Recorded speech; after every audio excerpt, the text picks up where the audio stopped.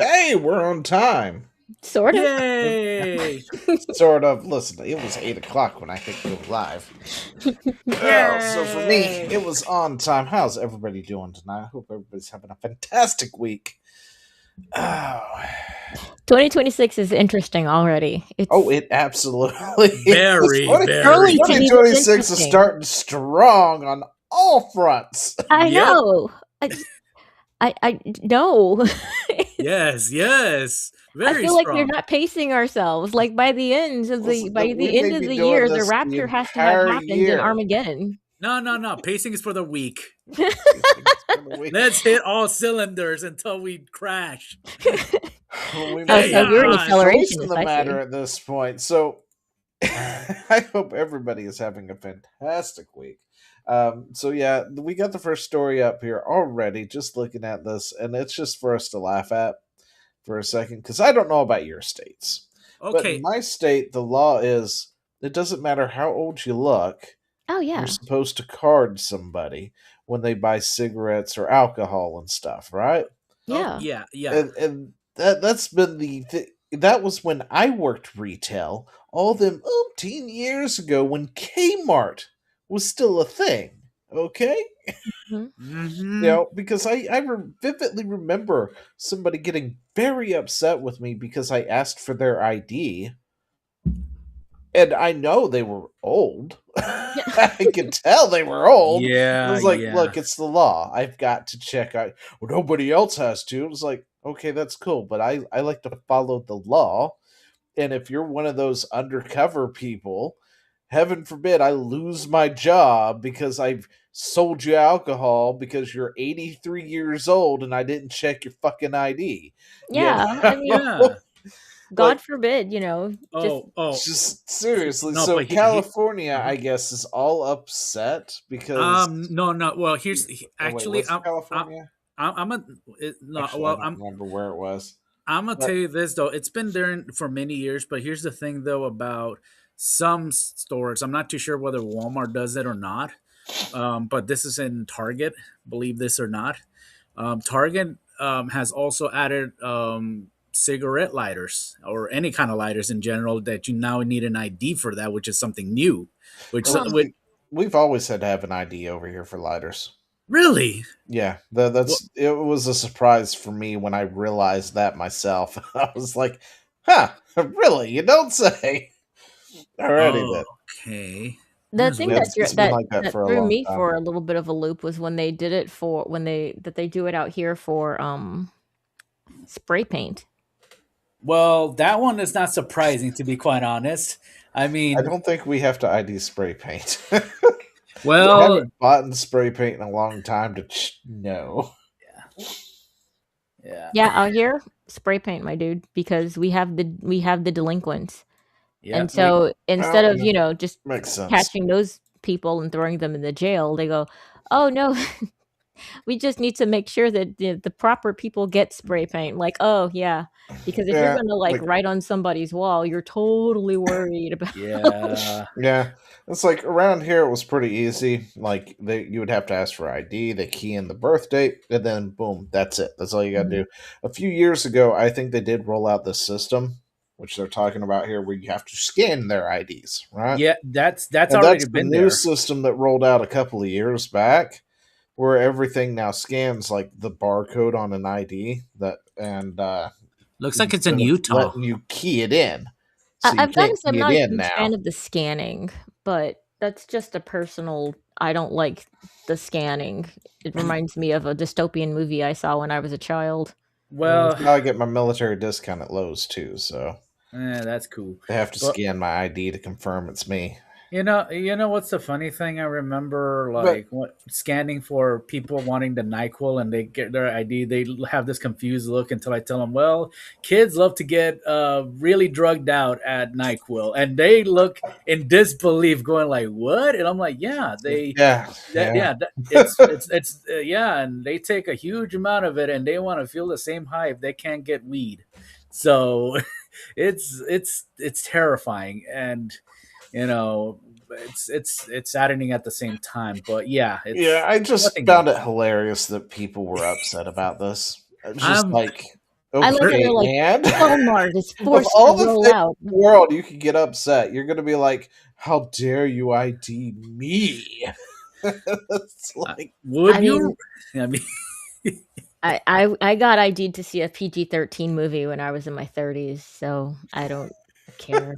I mean, I find it hilarious. I really do. It's like when I had to ID that one guy who got so offended by it, he went and complained because I ID'd him in the electronics department.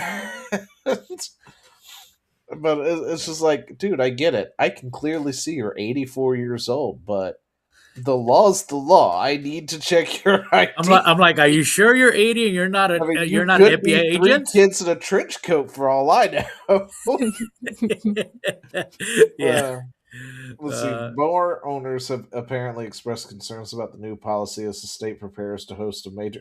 Why? Like, why is it such a hard task to just confirm with the ID? It's something we were all supposed to do. That's why we have a minimum drinking age. I feel like this is just they're trying to make this the thing. They're trying to make fetch happen because out here there's not much actually written in the article. There's like 1, 2, 3, 4, 5 lines, 6, 7, 8, Yeah. 9 lines total. You and can't it's even got go into all the bars out shit in here. between. Yeah, you can't even go into bars out here unless you're 21. So I don't know what they're on about with this. It's just- Man, unless if there's something they're not telling us. the thing is that there aren't enough words in the stupid article. Moving on. Anyway, Because so no, I just thought it was funny. Thought it would be great to start with it, right? I'm So already this one, confused.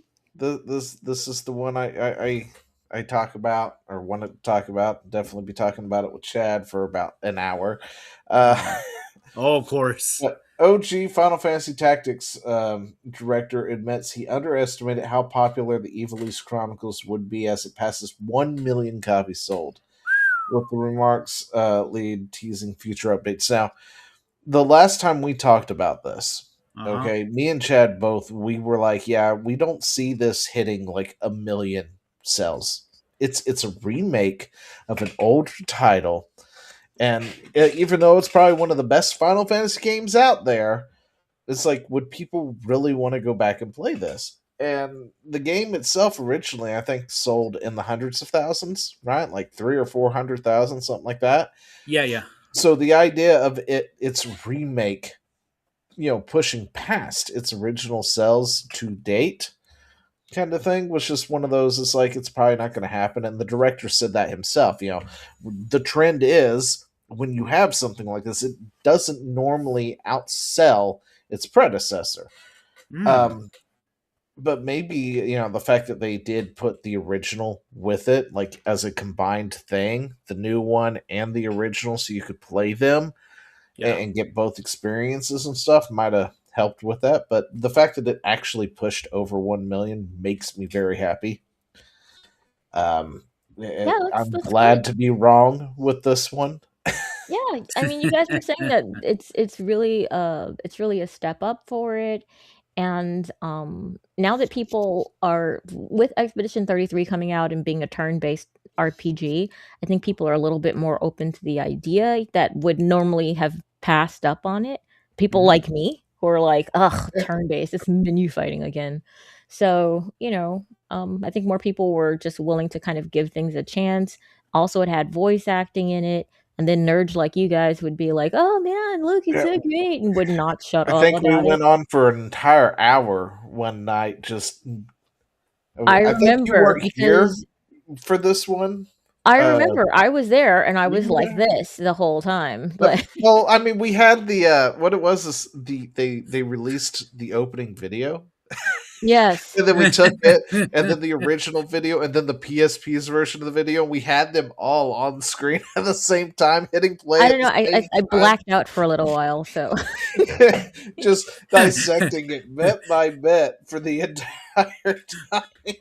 I was like, I think I'm gonna go get some Chinese food. Dissection of this video. I'm gonna go and grab a pizza break while you both go fanboying on it. Oh yeah, they didn't stop. Like when I got back, they were still at it. I was like, oh my gosh. Oh, but yeah. And the thing is, So I've never played this game. I don't know anything about it. So they were like, "And then can you believe this thing is happening? And then this character is gonna have it." I was like, "Oh my gosh, I don't." This is like hearing a story from like your niece or something like that about some kid at school, and then like all the inner dynamics for these people who may or may not exist because they still believe in like imaginary friends. So Oh, yeah. gee.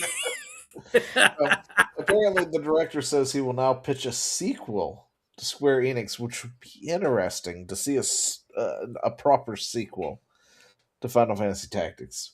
I don't know. I don't know how I feel about it, but it's Yeah, well, we're OG. like we are very kicked dog when it comes to sequels, you know? We've had a lot of sequels that have really, really just pretty much shot the bed there, so Yeah, but we're we are talking about like the OG team. Like they're the ones who came together to do this essentially. yeah, but we've There's a been lot let of the down by those old people talent too, involved. because people change, Ooh. they don't stay who they Yeah, were, you I know, know, to but current day. they're the ones who have like the thoughts and ideas of what if they had done it previously, Mhm. right? Like Maybe. they could still have the notes of if we were planning a sequel, here's the sequel notes we had jotted down 30 years ago. Let's break those out, take a look at them again. Maybe, I don't know.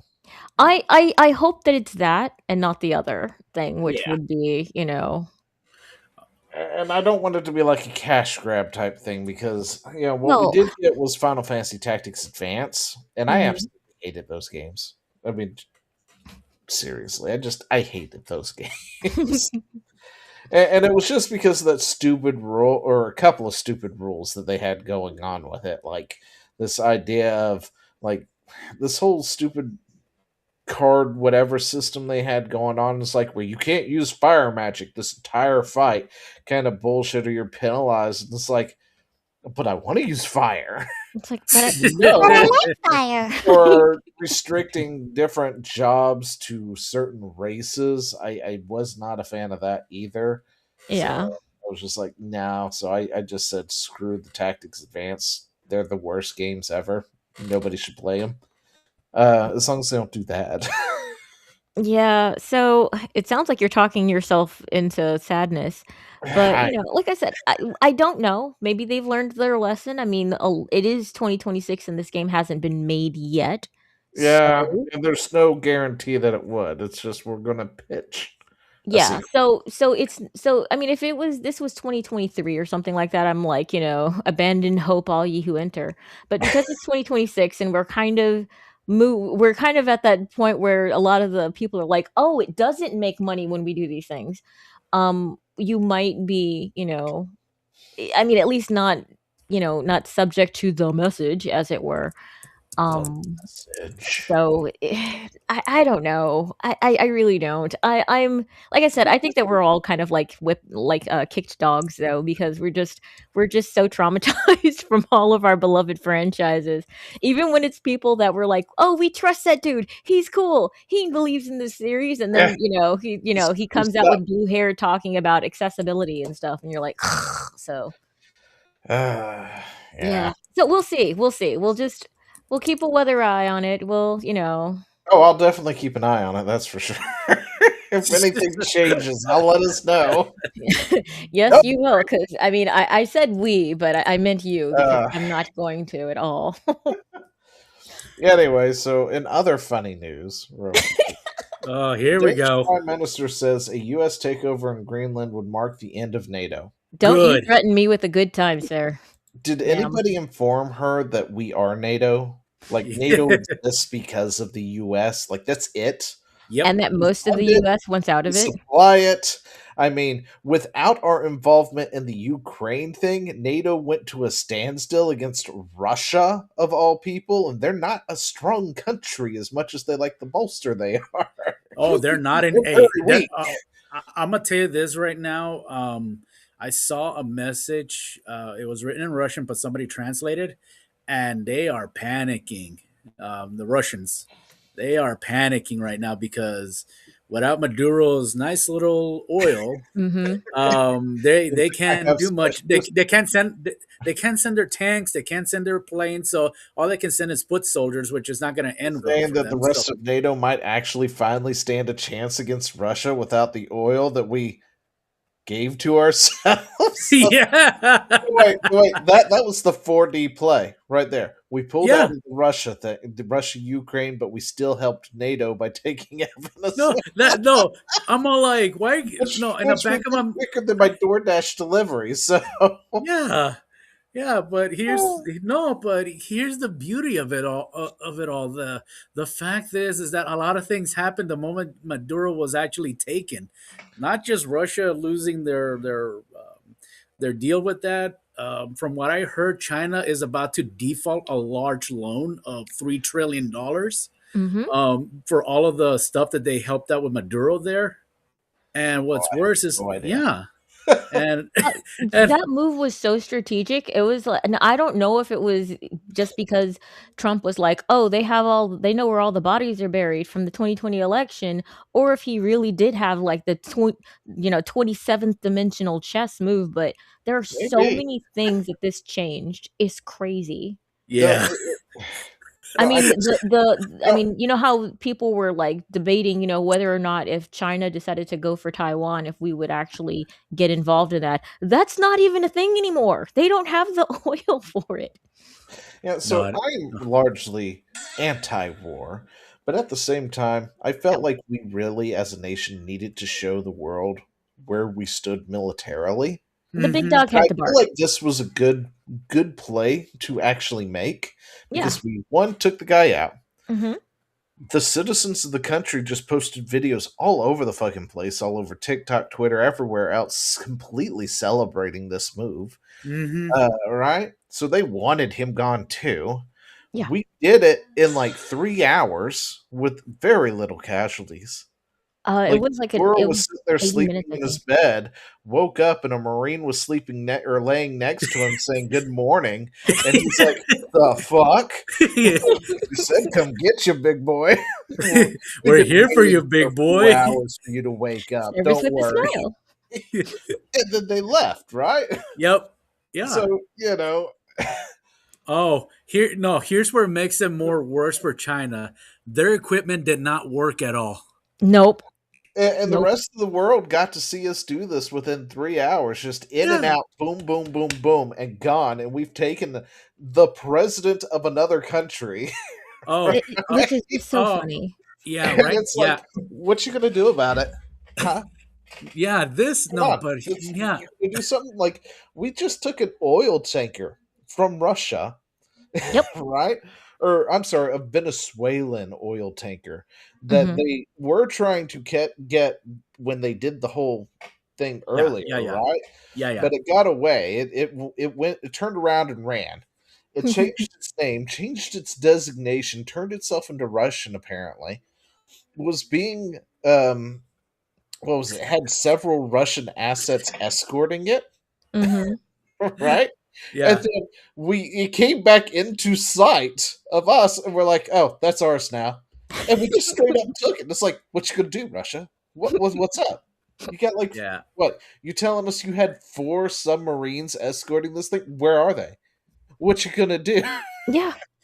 But here's It's like, no, but and if you've seen pictures of it, it is a scrap heap. It Like is. you should it just is. I'm like, smash so that did shit. we You just should want just metal? sell it 'Cause because we do not want to use it. It's a scrap heap of a ship. But Oh, no, but come on. here's the big news that's going on that not one it's mainstream media is talking about. Iran is already being free already because Mhm. the Shah leader is on the run right now. Yep. They Yeah, I already heard on Iran was going through a revolution and they nobody was are covering it. they I So are they I are they're cannot tell you how often I'm going on to X trying to find some information on it. We I got plenty of information here, and right now they actually set on fire a number of mosques. Mhm. They already shot down a few generals already. Like where hit is and it? run You got it tactics. somewhere? Huh? You got it so I can bring it up somewhere? Oh yeah, just give me one moment. Let me just see if I can bring up. Pop it in the direct message or whatnot. No, bring it up. All right. Just give me one moment. Let me see if I can Nobody pull it up. was really talking about it. Instead, they were all talking about the ICE agent that shot the lady who rammed her. Well, Oh, before that, what were they talking about? They were talking about the Before that, they were talking about this. I thought. So Yeah, before that they were talking about they were talking about all right. Give me a Venezuela, moment. I gotta pull this and up the left because was trying so hard to be like, no, we stand with the people of Venezuela, and we're like, do you see the people of Venezuela? They're like, the other people of Venezuela. We're like, you mean the ones that are supporting the dictator? And they're like, Trump is mean. Like, so I mean, this thing that just happened in Minnesota, I know it sounds ghoulish, but I think that a lot of these people are very excited about it just because of the fact that they have something to actually complain about other than because at well, first they were here I'll send it to you in general right now, just so you can see it. Here we go. This is a video. anything that you want to bring up to it that's still Okay, so like although I you said, have nobody's covering this shit. well, here's the thing: you may have to really hard. translate it. You may have to use the translation thing because this one I got it from Spanish. Basically, the Iranian protesters are burning the tomb of Khomeini, the founder of Islamic Revolution in Iran in '79. Oh, nice. So they are literally like going after all of this, and meanwhile the Iranian what's left of the Iranian propaganda people are pushing for some reason Tucker well, it's Carlson. not, yeah, I'm not surprised with it at all. Just thinking about it now, I'm not surprised at all. They've been pushing that for some time, just recently. So it's Yeah, that was kind of funny in a sad sort of way. Yes, this. Oh, what is this? So you know that they are on a blackout, right? This is what's playing on their TV. Okay. Oh, now, but wait. while that's going on the Like, did they shut down the internet for? Yeah. Well, there is some good. Ireland or There's something? well, it was shut down, Iran but State TV. Oh, okay. On Iran State TV, Yes. run by the IRGC, a designated terrorist organization in the U.S. This means that the most vicious terrorism regime approves of his message. He is now Islamic terrorist approved. Okay. Yeah. all right. Ever since he got the money from Qatar, he's not been the same. Is literally broadcasting Tucker Carlson interviews in Persian on their 24-hour news channel. The country is in a state of chaos, and yet for some reason, the Islamic regime is choosing to play Tucker Carlson interviews because this is like, it's Islamist propaganda. I'm just filming this right now because if I didn't do this, no one would believe. This is literally what's going on in Occupy. Okay, I am so confused. You are? Yeah. Yeah. I'm not shocked. I'm sad, but I'm not shocked. I'm not shocked either. Ever I since haven't paid attention to Tucker Carlson in a hot minute, so I am actually confused. well, here's the thing though. Carlson said he does not know. Do what? Hello? Yes. Go ahead. Oh no, I was just about to say. Ever since he invited Nick Fuentes, that's what, and really showed and make a comparison to how he interviewed. What was that guy? What was that guy? Ted Cruz. Mm-hmm. I saw. That's when I realized Tucker Carlson. I saw his real allegiance right there because with Nick Fuentes, he did not question him. He did not call him out on anything like how he did with Cruz.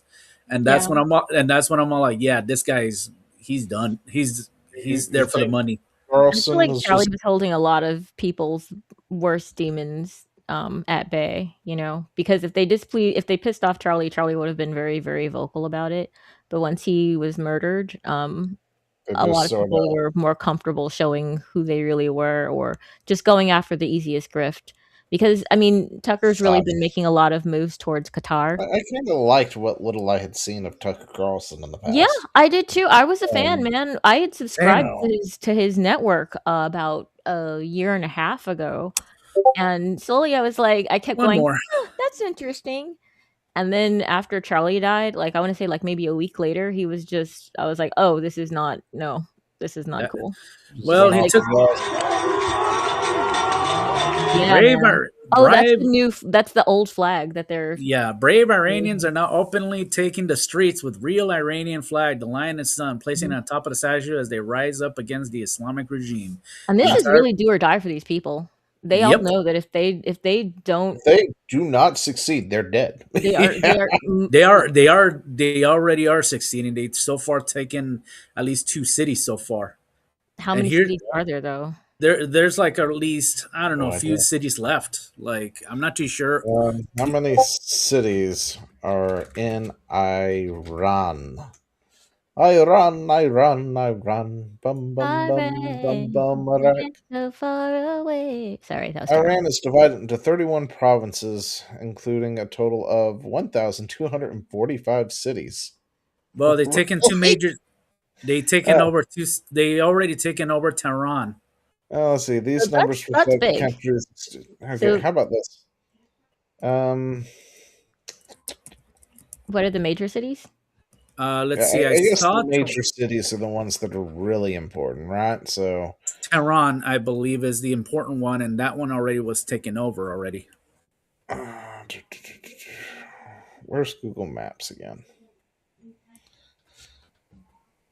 Google Maps. Apparently, I looked up iron for some reason. Don't ask me why I looked up an element, but well, is it the medicine of iron that you need? shit, this thing has like my information up on here. Ah. Of course, it does.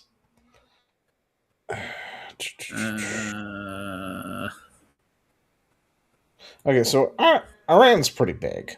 All right, Iran's pretty big. There's definitely quite a few cities there. Yeah, but I mean, I think if they take over the majority ones, I think that the people in the country are just kind of like, just leave if us you alone. take over the capital, take over the people in charge. Mm-hmm. You know, unless the military decides to come after them or something, everybody might fall in line. Well, they already shot up at least 2 generals. I'm trying to look at the article or at least what's getting so far coming out of there somehow. But Tehran province is a key region in north central Iran, so they managed to capture that, which is a big deal. It's one of the national capitals in the late 18th century. Well, the world's media state. Yeah, like nobody was talking about this at No. all. No, I have to actually search for this information. Like, I barely heard about it in passing from somebody else. This was posted yesterday, so there's been more development since then, I'm sure. Oh yeah, like I said, it's while that's going on ever since they took the Mustachio Fatso from Venezuela. A lot of stuff has been going on. Just saying. Oh, wow. Well, that's neat. Live footage of Western activists gathering to show their support for Iranian protesters. Who knew? Depressing. Let's see. Mm-hmm. Anyway, yeah, that's That's wow. a bit. Yeah. A lot of things have been going on. Hey, like I said, the moment they captured, they captured the mustachioed Spanish dude. Look what happened in the end. It's so weird how things happen. It's like, also I noticed that they were staging a protest somewhere recently here in the States, and somebody was on top of a building. I guess it was Minneapolis or whatnot, and they were filming them film the protest and stage it with the media types down there. There's like a dozen people. Yeah. And they're all old people for the most part. Yeah. It's just like, is this what happens when the U.S. aid money dries up? Yes.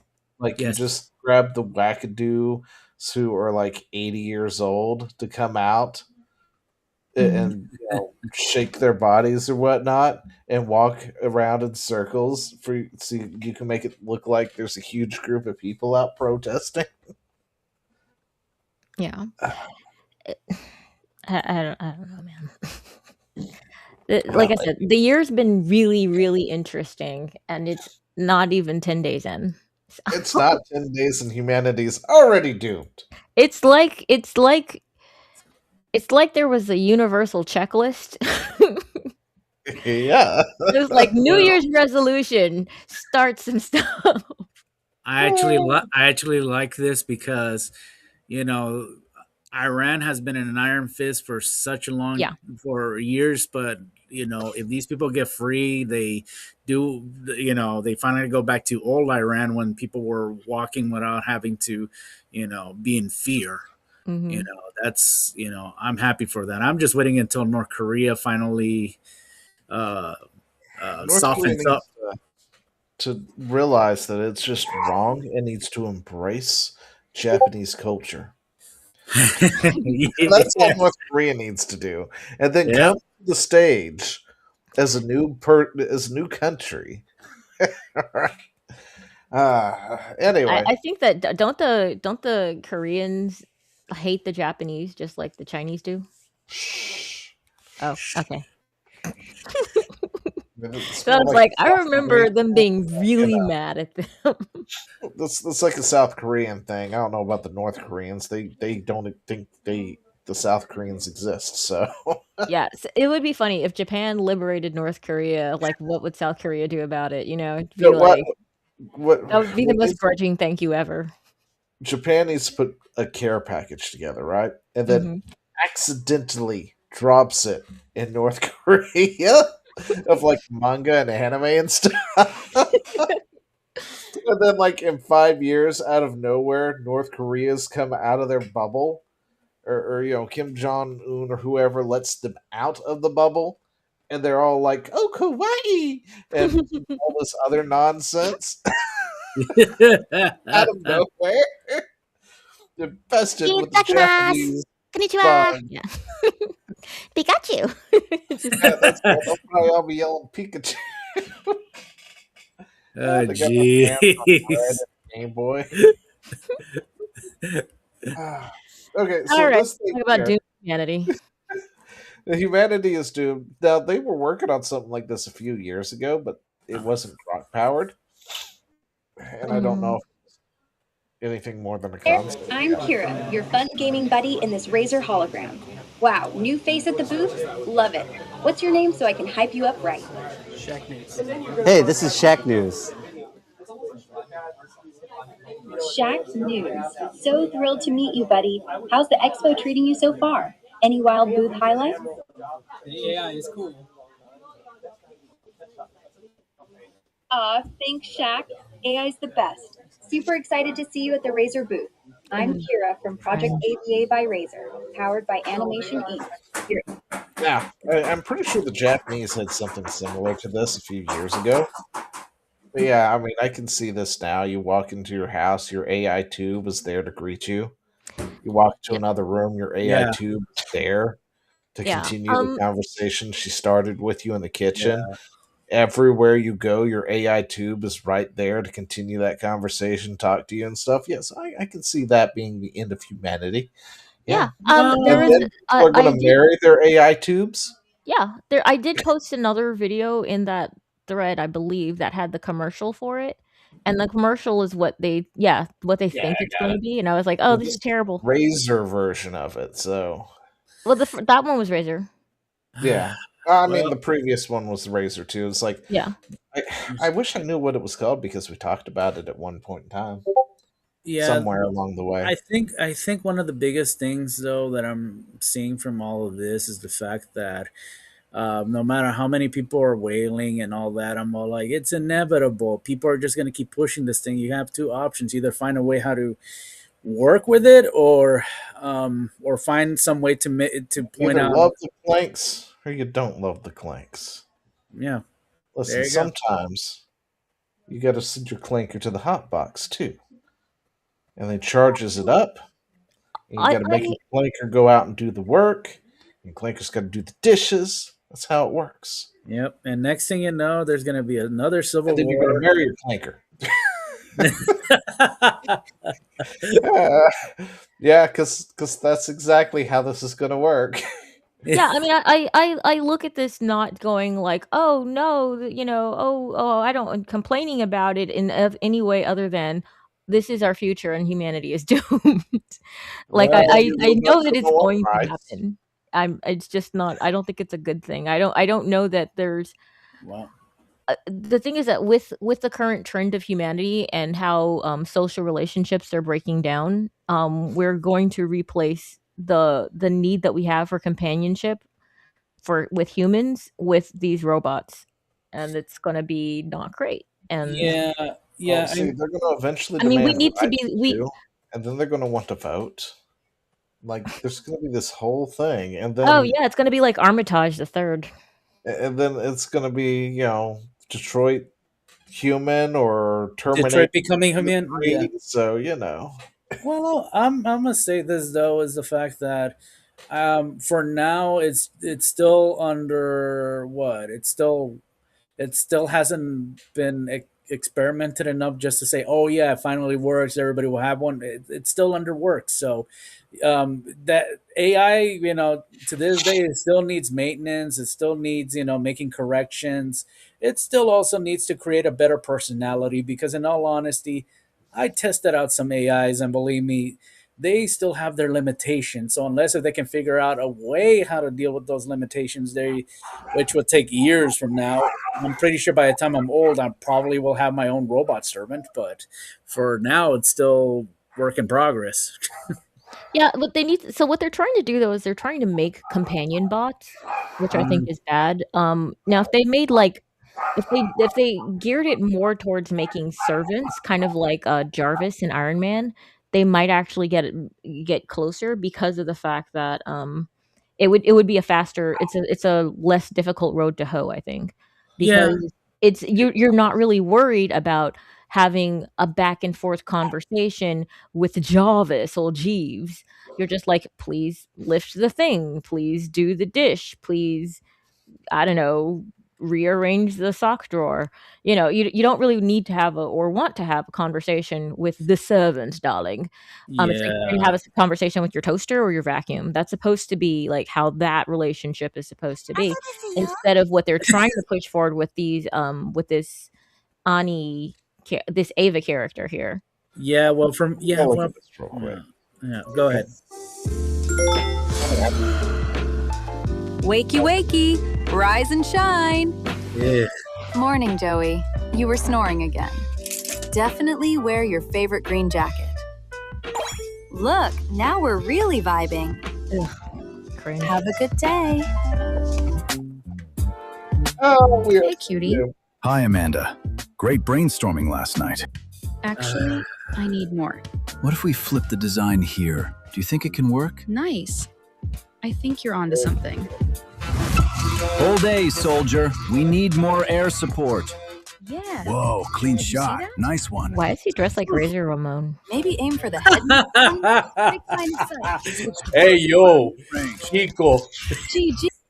He is oozing the machismo, right? Like that that shirt is open to his navel. Like I just Hey, yo, not Chico. necessary. Hey, that was amazing. Ready to go again?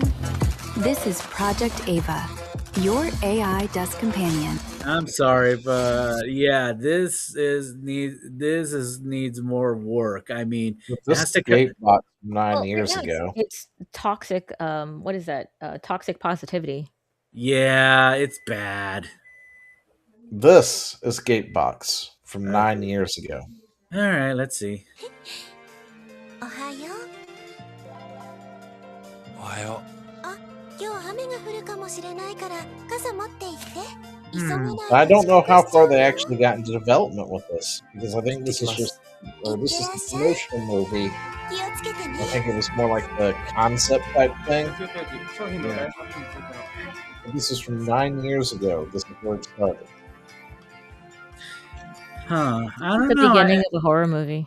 Yeah. And instead of being like the tube that follows you everywhere, it's in his phone instead at the time. Oh, wait until it goes all yandere on it. Sure has a yandere mode. It's going like, why haven't you looked at me? On everything. was like, who is Yuki? Yep. Oh, I will take care of Yuki personally. Sees the news with a car accident, going like, "Don't. That's why I'm gonna be with you, Senpai." This thing is checking in with him every 10 minutes. You know, this is so creepy.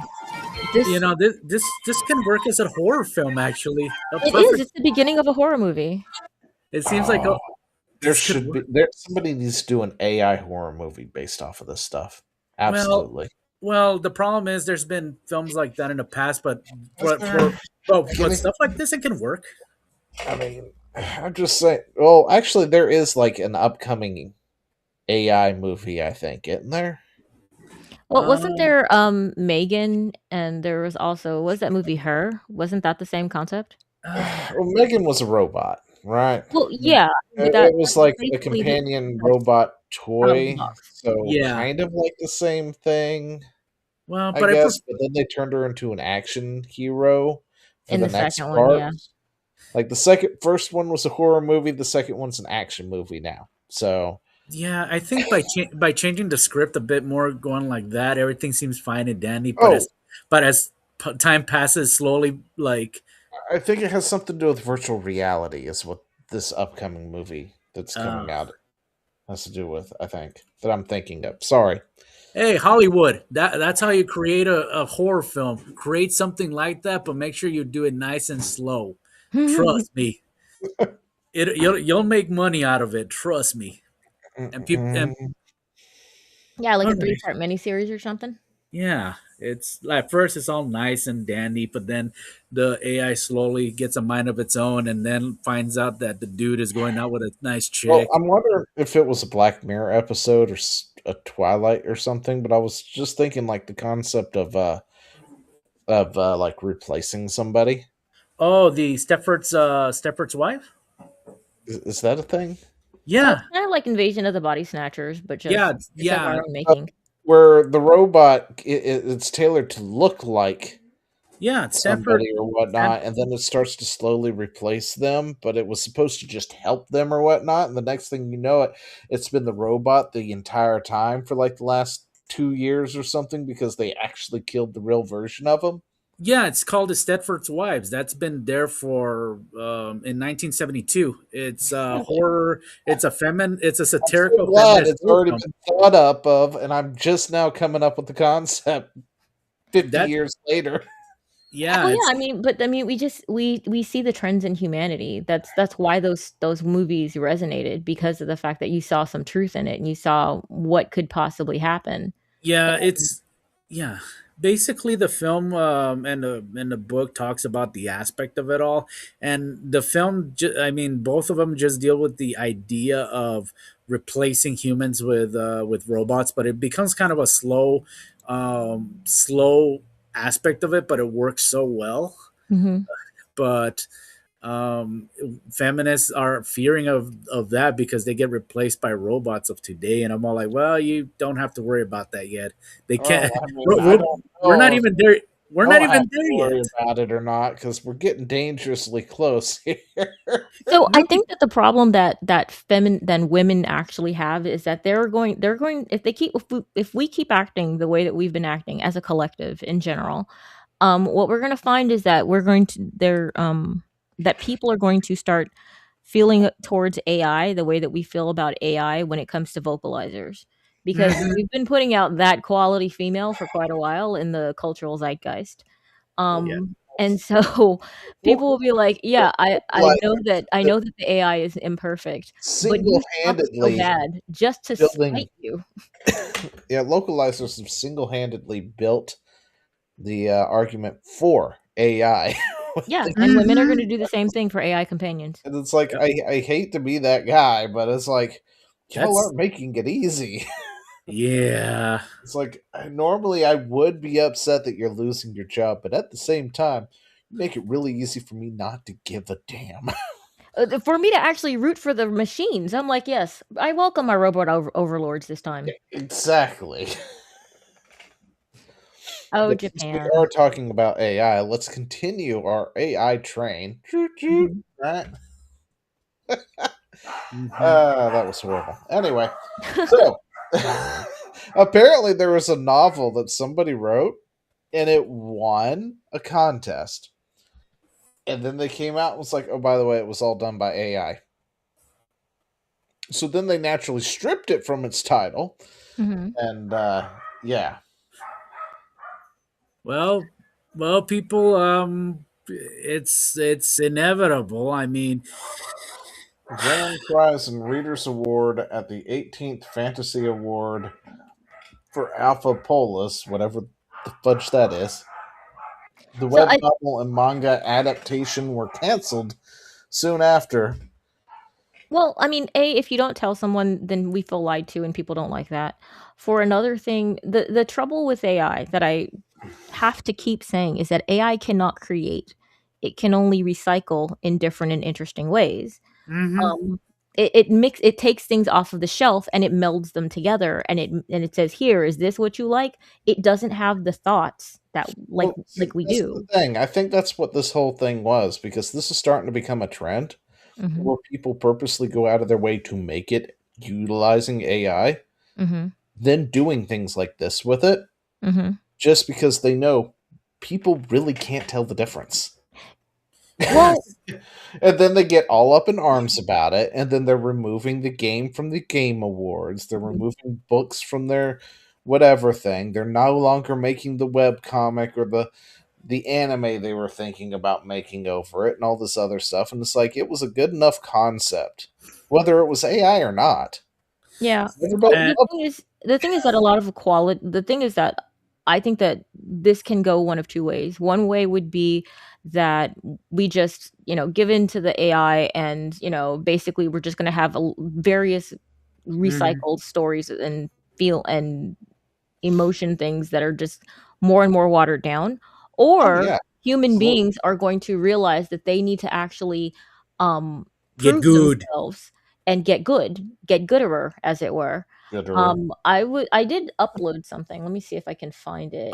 Well, while you're looking for it, I'm gonna say this, that for the people out there, they're saying, "Oh, AI, is doing all of this." I'm like, remember how I complain about when people have to do the whole zoom in thing to prove that something's AI at this point?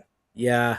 Yeah. It's like, look, if you can look at it and you can't tell it off the bat, I hate to tell you, normal people aren't going to figure it out. If you have to zoom in and say, look at this pixel, it's off. Well, that's for the me, problem. Normal people don't care one way or the other, Yeah. regardless. Yeah, just give us That's something the good sad for part. Pete's sake. No, okay, I'm gonna say this, for somebody who is writing. This is the thing I feel like that we're getting to at this point. Is what I'm trying to say. Yeah. It's like we'll have a thing. It turns out it's pretty banger. Everybody loves it, or a lot of people like it, whatever it is. And then you say, "Oh, by the way, yeah, we used AI." I would have been And then impressed. suddenly it's horrible. It's slop. It's soulless. And it's like, no, it wasn't the first time around. I would actually be more or less going like, I'm impressed they used AI to be able to do that, because in order to make a good story,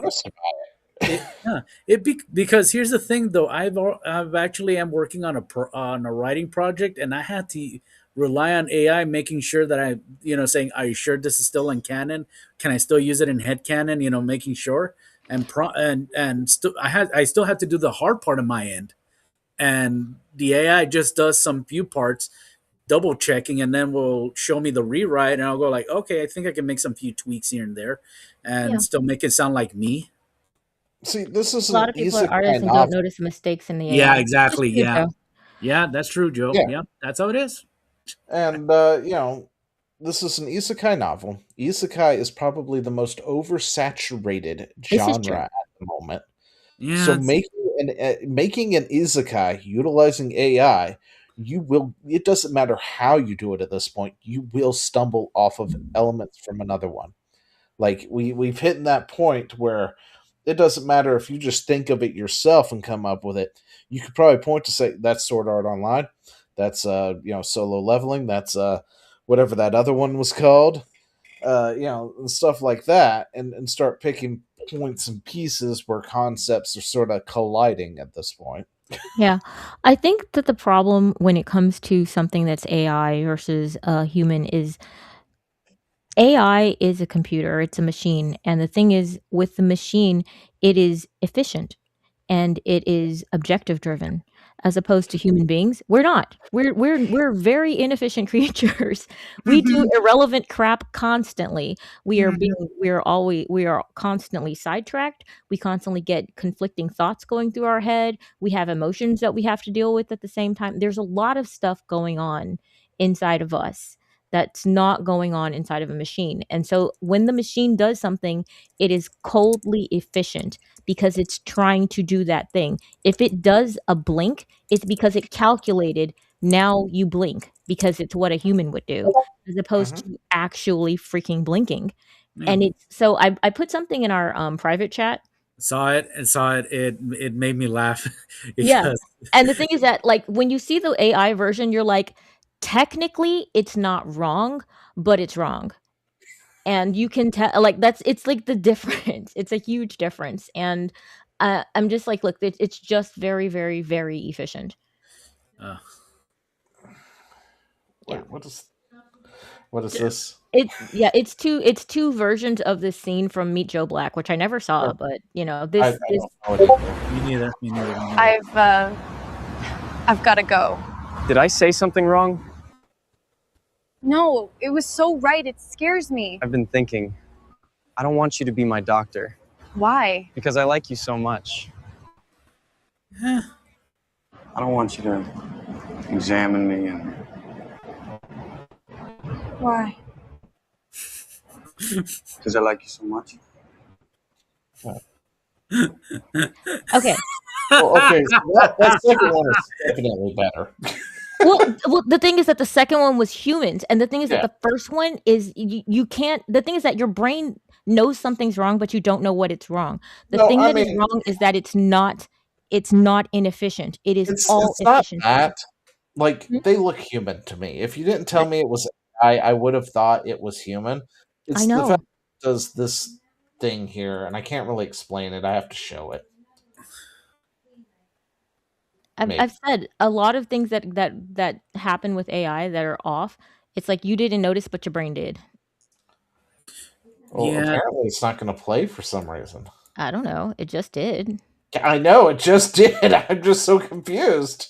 Reload. I don't know. Why aren't you playing now? What was it? Refresh, I guess. Did I say something wrong? No, it was so right. It's the cuts for me. That's what it is. Like, I can look at this and it looks just like really bad acting. It scares me. I've been thinking. Yeah. It says AI in the bottom, so I know it's AI generated for the most part because it's telling me it's AI generated. But what does it for me is the cuts because it is the one thing that they are doing right because the AI can't do more than like 3 or 4 seconds anyway at the moment. And it's really jarring when it does that. You to be my doctor. Why? Because I like you so much. Other than that, it just looks like really bad acting. Yeah. Can you imagine? When they do it over here, it is one continuous cut for the most part. Examine really decent really good actors, right? Why? So, you know. And it just looks awkward. It just feels natural. Like, I don't know. If somebody actually said it also did cuts too back and forth. So now I feel like I'm tripping or something. But like, you didn't notice, but your brain did. You are being lied to and manipulated because it's pretending like it feels things and it doesn't. What if that's not really AI and that's just 2 bad actors? No, it's AI. The guy in the upper right-hand corner made it with VO3. AI this way. We are at the point where we can do this and mimic AI and then slap AI on front of it. If I had the time and the gumption, I feel like I could just go ahead and do that now and make a really bad quick video, claim it's slap AI on the front of it, copying a scene or something, and people would believe I'm AI. Probably, but the thing is that you would still be incapable of being as efficient as an AI is. all No, of I their would never. movements No, are trying to convey a thing. actually, Everything is to do something. It's actually, always objective driven. Like I said, ac- human beings are not like that. We are ridiculously irrelevant, inefficient creatures. well, I learned that there's way. Here's one of the most interesting things that many people find out. Oh, it's really a voice actress. Wuthering Waves, when they released their English dub, one of the characters, Yang Yang, she sounds like AI.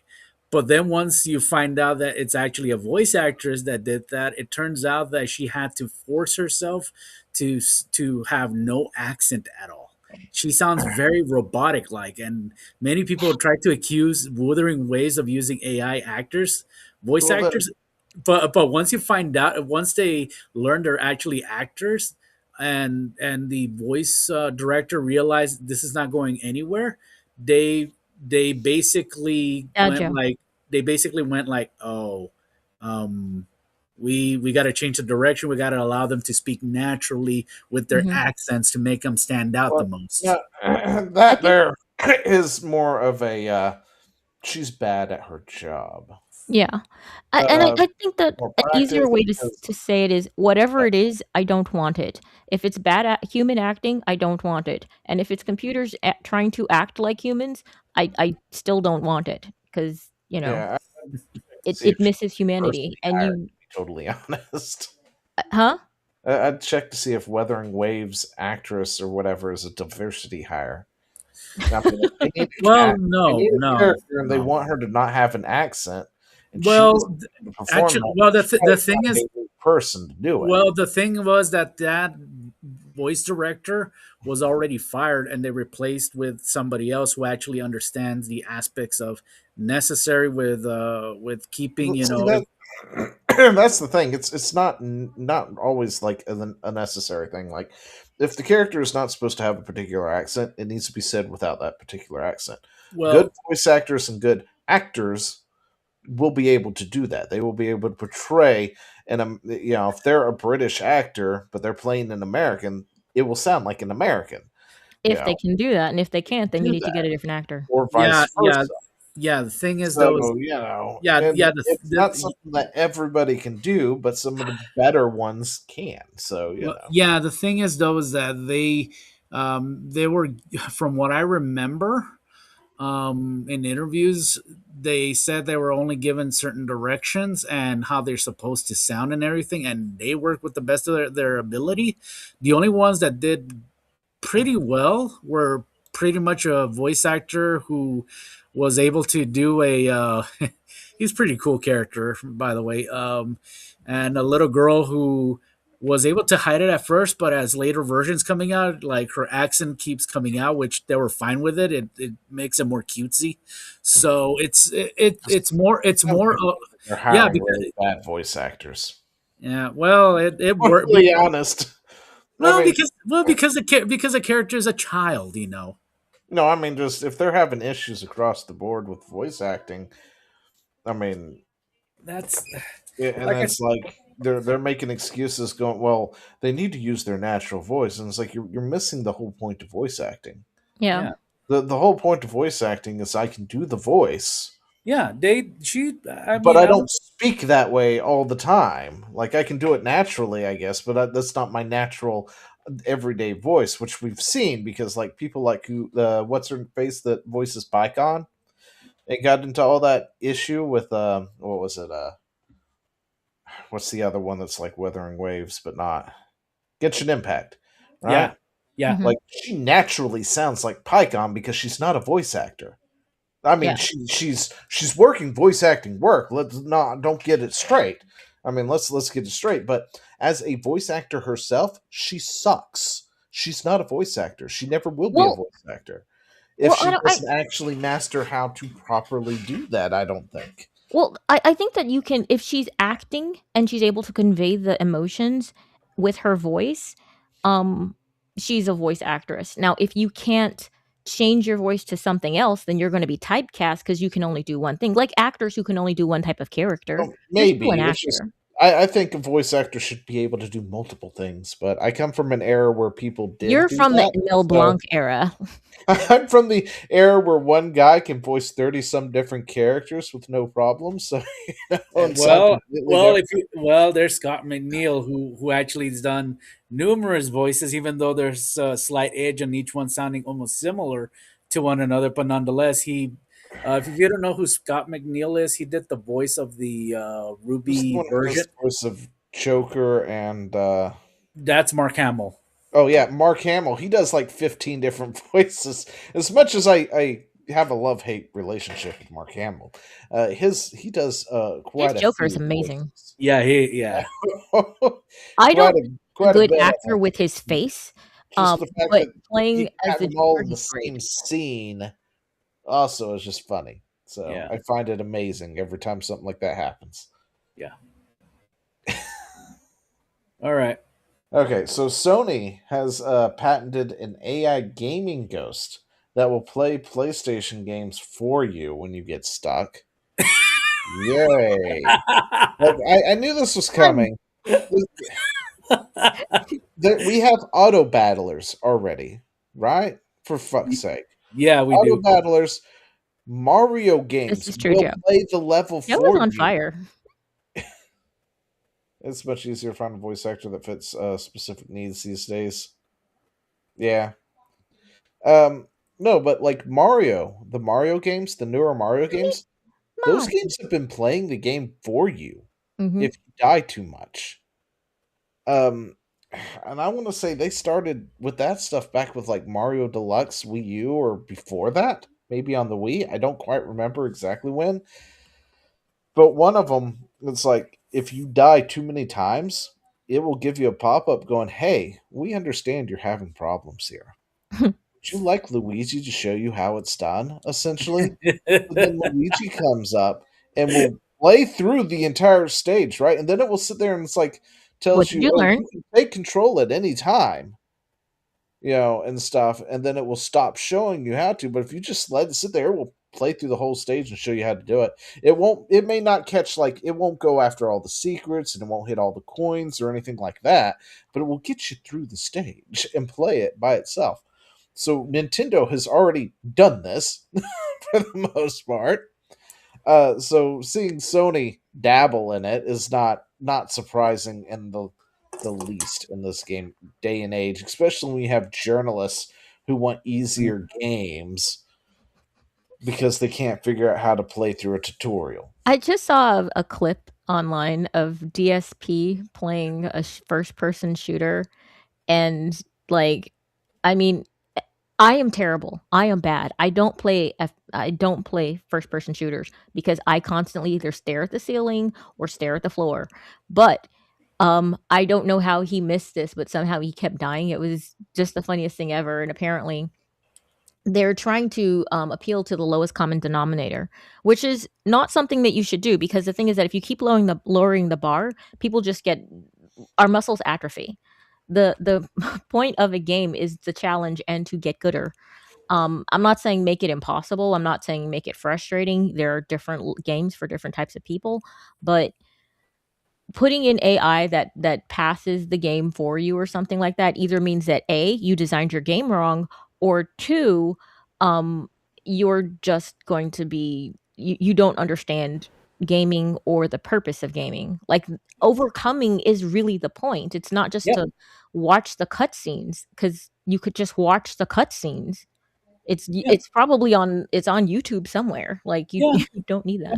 Yeah, I'll tell you this. I mean, anybody that's been following me so far doing the Mega Man runs, I am putting my effort on it, and believe me, it is not.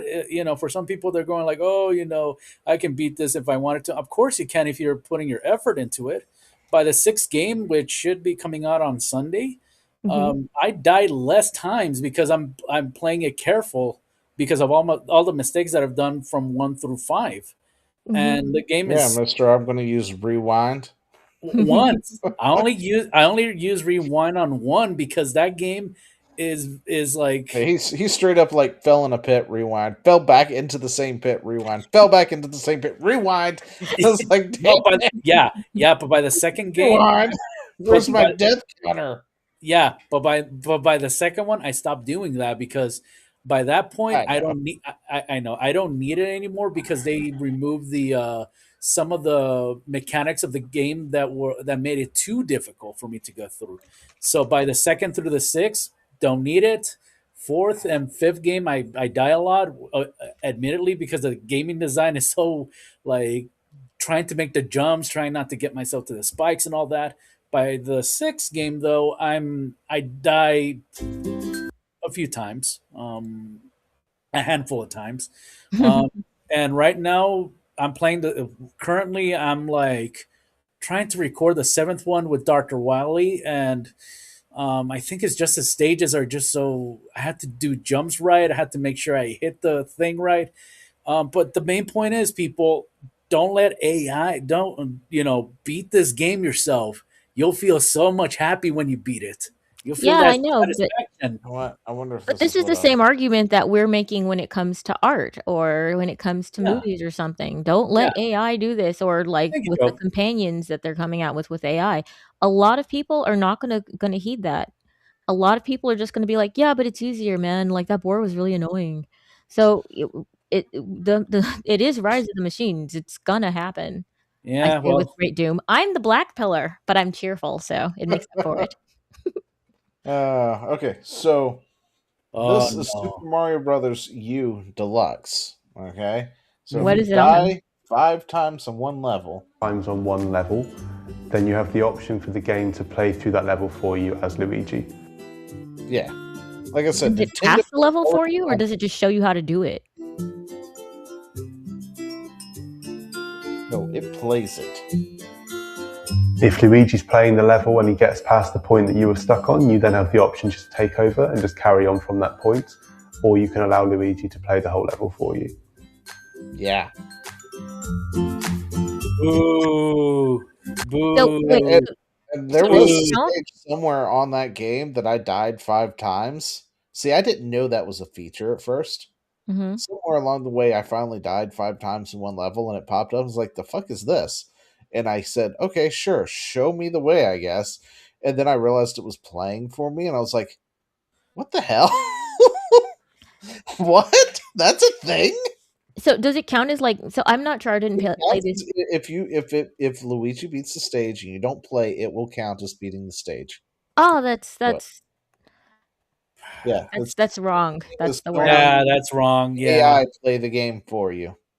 But I mean, like I said, I think that it's something that's probably going to come, and then because of the fact that we are addicted to convenience and ease, we're more and more gonna start seeing people who go for these options. And I mean, what is it? The people in Wally, the really fat, tubby, wheelchair bound people in Wally. That's our future, unless we actually start lifting heavy things, on purpose. World of Warcraft already sometime last year introduced a single button press for your rotation.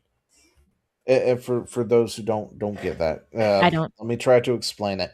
You Okay. have multiple skills in the game, right? Mhm. So if I've got a skill that is like, we'll call it Wraith, Moonfire, Star Shard, and whatever, and that's my rotation, right? So they're on like a 1 second cooldown, a global cooldown. So I hit one, a global cooldown counts down for a second, and then it may take 2.5 seconds to charge the ability. Then the other one's an instant ability. So maybe I Moonfire because it's instant. It starts that cooldown, then immediately I'll hit like 1 on my keyboard, then 2 on my keyboard, then 3 on my keyboard, then 4 on my keyboard, and that's my rotation.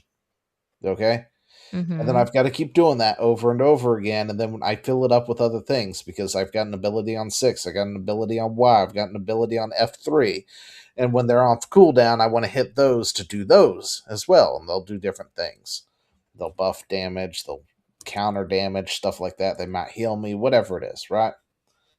Well, apparently World of Warcraft has decided last year that it's too much trouble for gamers to learn rotations. Right? So everything can be mapped to one button now. So all you have to do is hit the button. And there's apparently a penalty for using this button by like increasing the global cooldown by like half a second or something like that now. Right? And so people are just essentially sitting there running raids and stuff, just hitting one button the entire time. They don't have to do their rotations. They don't have to learn their class. Nothing. It's simpler. And all they have to do is hit the button over and over and over again. One touch. That's it. Yeah, I need to see this drives me in. nuts I need to see because this in practice to see whether or not this is just making something efficient, or if it's kind of like that. You're taking away a skill point here. they claimed that it was going to be. See, what it was is Let's see. I feel like their games do claim this. for this More was due to strong in-person due to difficulty will start playing more, causing their input to be taken in concentration to game makers. I think so. I think that they're trying to widen their player base, but just like movies that did that, when it came to like Star Wars or something like that, like they wanted to expand the people that Star Wars appeals to, and wound up making it appeal to absolutely no one. They're going to screw up all the games. So I hope they kind of see the error of their ways shortly, but it really just depends on the normies. Yeah, I got it in consideration. I was like, yeah, concentration seems like an interesting choice of word, but we'll go with it. Yeah, but the whole point is apparently the one button rotation introduced by Blizzard was an accessibility option. Okay, Ugh. it was for accessibility. It wasn't going to be as strong as being able to, if you actually knew your character and knew your spells and stuff and did your rotation properly, it was never going to be apparently like on par with actually playing your character as intended. But apparently it turned out that one button rotation spamming is topping every DPS chart known to man for whatever reason. So probably due to the fact that you don't have to think. Yeah, I mean, if I'm they trying put to something find out something there, to sort of show this whole thing. if they put something out there that makes something easier, a lot of times people will go for the thing that makes it The easier. assisted highlight and the single button assistant are two. So let's bring this up here. This could be your hotbar for a MMO. Okay, all these different abilities, all these things. You have a rotation, and then generally you have like other things for different stuff. Like this is that's Death and Decay. Death Knight. This is the Death Knight. Anyway, and then he's got abilities over here too, like various things. Like that's a portal to whatchamacallit. There's a Roan stuff. I guess that's probably Frostwalk or something. And they're different situational things. So you have certain abilities that you want to use in combat.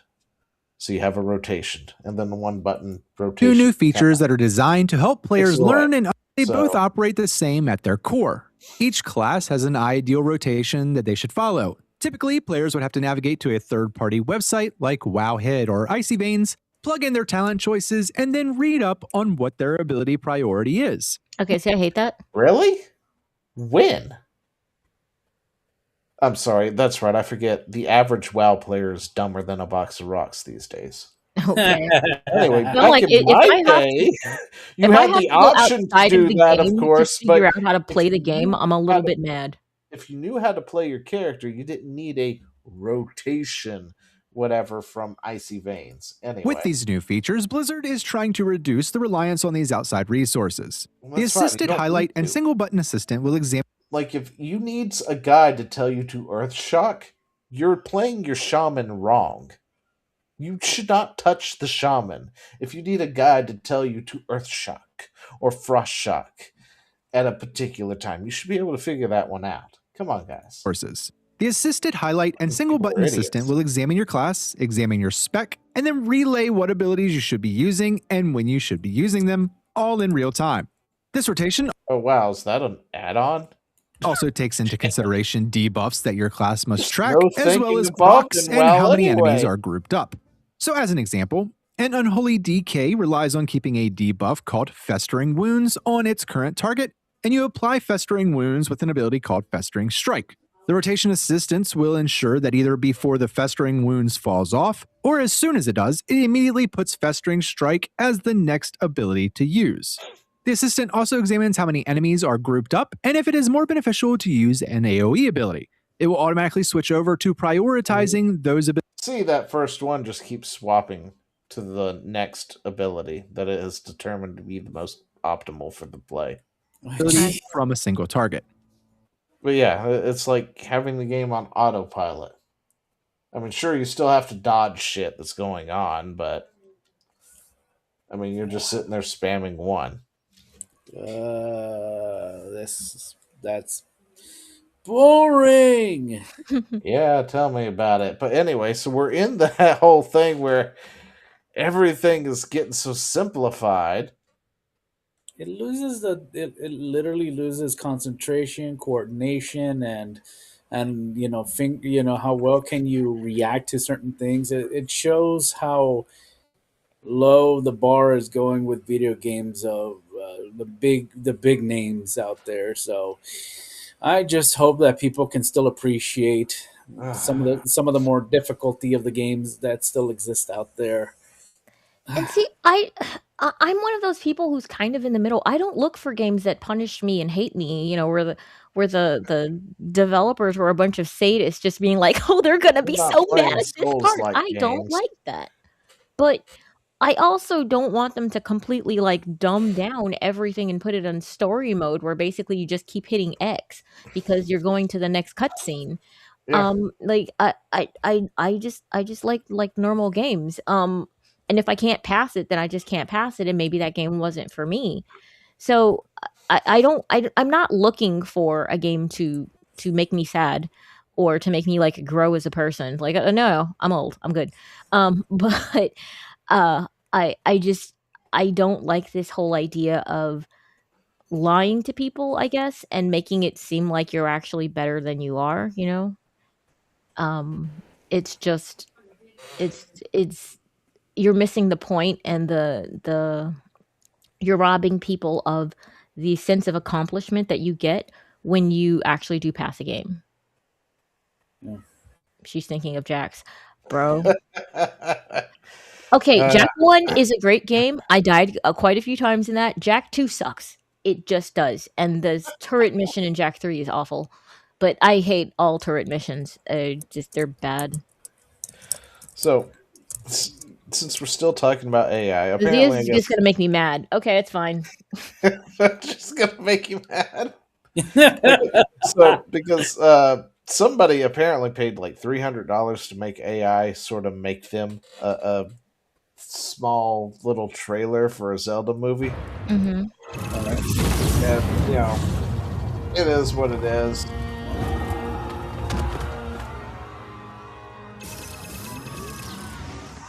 Anyway, so it is what it is. It suffers from the same thing that everything else AI does, where it's got to be like short 3-second clips, and you got to put it together. That's actually not my problem. The cuts are not my problem at all. My problem is with the things that are on the screen. Like there's always something bizarre happening. The uncanniness throws me off. And then there's always this sort of slow molasses dreamlike movement that's going on. That's the thing. I don't have that problem. It's just the way the cuts are just seem weird. And then, of course, there are occasionally some things that look funny, right? Mm-hmm. But it's just not a normal thing in some of these things. But what I'm trying to get at is, like, depending on which one of these companies or AI things you use, the better it is. Yeah. Is the point. And I hope this guy didn't spend actually $300 to do that, because I would not spend $300 just to make a trailer that's not going to lead to anything. I don't know. I mean, if you have a hobby and you like doing something, spending $300 on it once, that's on you. I'd say he probably spent $300 on whatever software and uses it for other things. Maybe. Maybe. A lot of these you have a limit on how many you can do, even with the highest rate of subscription, and so then you have to pay for the other iterations. So. Yeah. A lot of them have that. Like, I think Zuno makes music or something, and it only limits you to like 5 a day unless you pay money for it. So, no, but so I ran across this and decided to choose violence today, just because. So you've got somebody spurging out about this, and I mean, it's to me, it's not that bad. But I guess I'm sort of the normie when it comes to this sort of thing. I am not an artist. So unlike I Meg know, and or it bothers me Joe inside. or other artists who look at this stuff and see all these things and talk about this, that, and the other, I don't have that problem because I'm not an artist. You're why I black pill. People Right? like you are exactly why I'm like, yeah, we're doomed. It doesn't matter. I'm sorry. The normies are just going to be like, but it looks okay. No, it doesn't. Like, Yeah, I know. That's fine. why I'm trying to bring that perspective here to let you guys know we might be in problems. But I you know. know, I said doomed as a Well, species. well. Like I said, this thing, if it took him $300, I would imagine, and 5 days, I would imagine he had to do numerous amount of prompts to be able to say, "Machine destroys people. People panic. Panic. Forming and well, panic. This person, I that." mean, depending on what it is, he probably had to feed it a bunch of stuff too, right? Yeah, Oh yeah. So it's their not. assets and stuff. Do you Yes. guys know how difficult it is to get AI to do what you want? Oh my Yeah. gosh. I I'm- cannot I'm- tell you. Yeah. I It have depends on the complexity of the item you want. Artistically speaking. But like that's Yeah. like I keep saying, like you'll have people who learn how to properly prompt the AI to Mhm. make it do things like that. And those are the people who are probably going to excel at some of these companies. Yeah. So It they're gonna, honestly depends on and the by AI. knowing what to do is they're going to have like a word of text somewhere in a file for these prompts more than likely, so they can just copy paste it and it starts doing the things. Or they'll have a way, they'll set it up in a way. It's like when they were doing all those what were they, the Pixar posters and stuff Mhm. like that. Yeah. Like, I think they all used the exact same prompt for the most part. You just had to change out a few key things in the prompt. And then once that started spreading, that's when it led to all those posters everywhere that were Pixar posters. And they got all upset and they demanded that they stop doing it. Zio, I'm going to tell you this right now, as somebody who has done this a numerous amount of times. It's not as like, oh yeah, finally found it. No, the problem is that the No. AI itself will spit out a number of options, and sometimes those options don't come out as you want, and sometimes it comes out with various weird elements that you have to keep prompting it until finally you find what you're looking for. You're like, perfect. Now I can put it there. That's how it is for me when I made those AI arts for my cover for the Mega Man. I had to especially ChatGPT, I had to be very specific because if it's not, it's gonna come out looking even weirder. Well, what I had been using was Grok, and then I had actually taught Grok to take like my name and start making assets based off of my own pictures. That were on the thing. So it was essentially, it's like, hey, make a picture of @ZOTGT and at D-pad Chad doing this, that, and the other, and that's how we started getting some of our things like instantly because we just sort of taught Grok to do it, and then the prompt was just make this thing and do this, and that was it. It honestly just But I depends think it on depends. how specific what you're looking for is as well. Yeah. I've tried to use it for backgrounds and I've used actual dimensions, 20 feet, 30 feet here, perpendicular, things like that, like actual words that that you would use in describing something to any understanding creature. And yeah, yours was hidden. It was kind of funny. Yeah, it is. Mine was cruel. Well, Anyway, I mean, look at this. It was a bad copy paste job on their part. I Yeah, had to don't- do something about Well, it. it also says pick up a pencil while holding a paintbrush. It's annoying. Just I know. like everything about this, I'm like, I don't But want you on listen, my side. I wanted to fix that. Okay. Yeah. So Yeah, Joe, you are an amazing artist. So, so there's a lot of hidden replies. I'm also blocked by them, of course. They went through and started hiding a lot of things, especially when people were pointing out that their bad, shoddy job, Yeah. where it came from and stuff. But I mean, And there was then, a time where people and then you considered have that. Oh, there it me is. fixing it. With AI. I straight up was like fixed it with AI. I'm sure something on here is messed up because AI occasionally does that, but I I wasn't going was to go. about to point out exactly what's wrong with it. The right hand. What the heck is happening with that? Let's see, which one? This one here? Yes, Zoom in. the Zoom one in. that's yeah. See, look, it's just it's thinning out into perpetuity. It doesn't make any sense. So yeah. Oh, Anyway, wow. it's fine. It's fine. Whatever. It's fine. Sure, it's I fine. mean, it looks the same way right there. It's fine. Well, no, I mean, actually, it's supposed to be a shield, isn't it's it? different color. It's fine. Like I said, Well, it's it's the fine. shading. The shading is different between this and what I did, or what I had done. Like I said, it's fine. So, But like when you're I an mean, it's artist and supposed you're to be looking the for something shield like specific, a lot of that, time. Yeah. See that where it's supposed to there? be holding the shield, so it's not technically gone any further anyway. And they replaced it with that one thing, The paint palette. thingy. Yeah, the palette thing. So it looks really funny. Yeah, it should have been rotated, honestly. But yeah. And then put like finger. So the thing is that the AI won't understand what it should do to fix it and make it make sense because it doesn't. It still doesn't make sense. The original Well, didn't no, make but it sense, fixed the this part doesn't I make sense wanted. either. It cleaned it up. It made it look better. That's all that mattered. And that's all I wanted to do because I knew it was going to piss him off. And then I shared it because I knew you were going to hate me for it. But I love you anyway. All right. So, last thing in this thing, because apparently, for whatever reason, I put this in the wrong spot. But Japan. Apparently, Sword Art Online director believes Japan anime has the potential to replace Hollywood, but focusing too much on the global appeal could lead to failure. And Yes. Japan is in a spot right now because there are people who have absolutely infiltrated Japan to try and modernize and global audience the shit out of it. While you have some of them, like this particular director and a few others, saying, no, we need to Japan. And you've got I guess it was their new prime minister or something last year, or whoever it was, ahead of whoever, came out and was like, we need to Japan.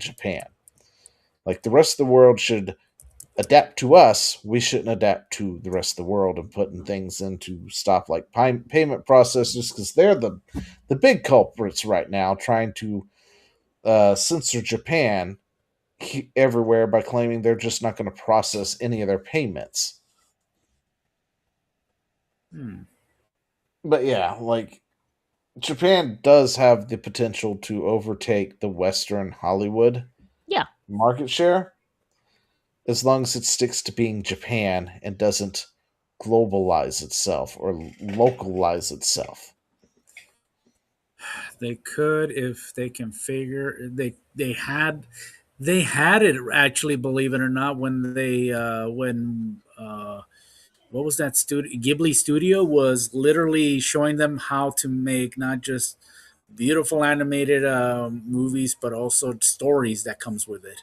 Well, so Studio Ghibli is great. Ghibli is great. Miyazaki is great. All that stuff is. However, that has more like a niche feel to it, right? If you didn't grow up watching those, you're probably not going to watch the next Miyazaki film that comes out.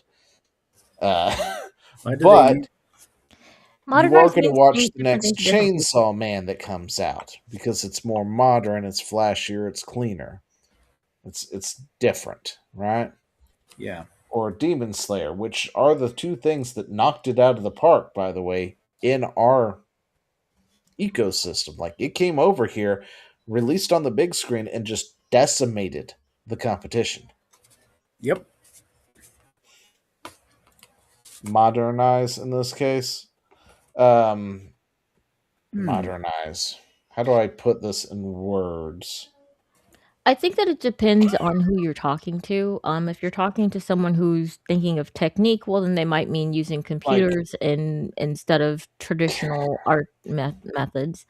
If you're talking to someone who's thinking of messaging, then they're probably thinking of culture things, which would be. What was I talking about when I said that? Was it animation? I don't know. There's a delay, my dude. Oh yeah, no. Also, as an inefficient human, I got sidetracked by other things. I am easily sidetractable. It's terrible. It's so bad. When I'm on the phone, I have to literally stand still. And all this other stuff, all this crap. But like this here is more modern animation for the most part. Like there's a huge difference between looking at this and this choreography. Say words, I can't say them. Somebody. Choreography.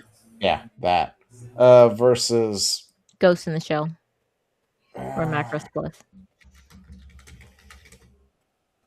or Speed Racer or Sailor Moon. Yeah, I was gonna say more like Speed Racer because Ghost in the Shell still looked pretty good.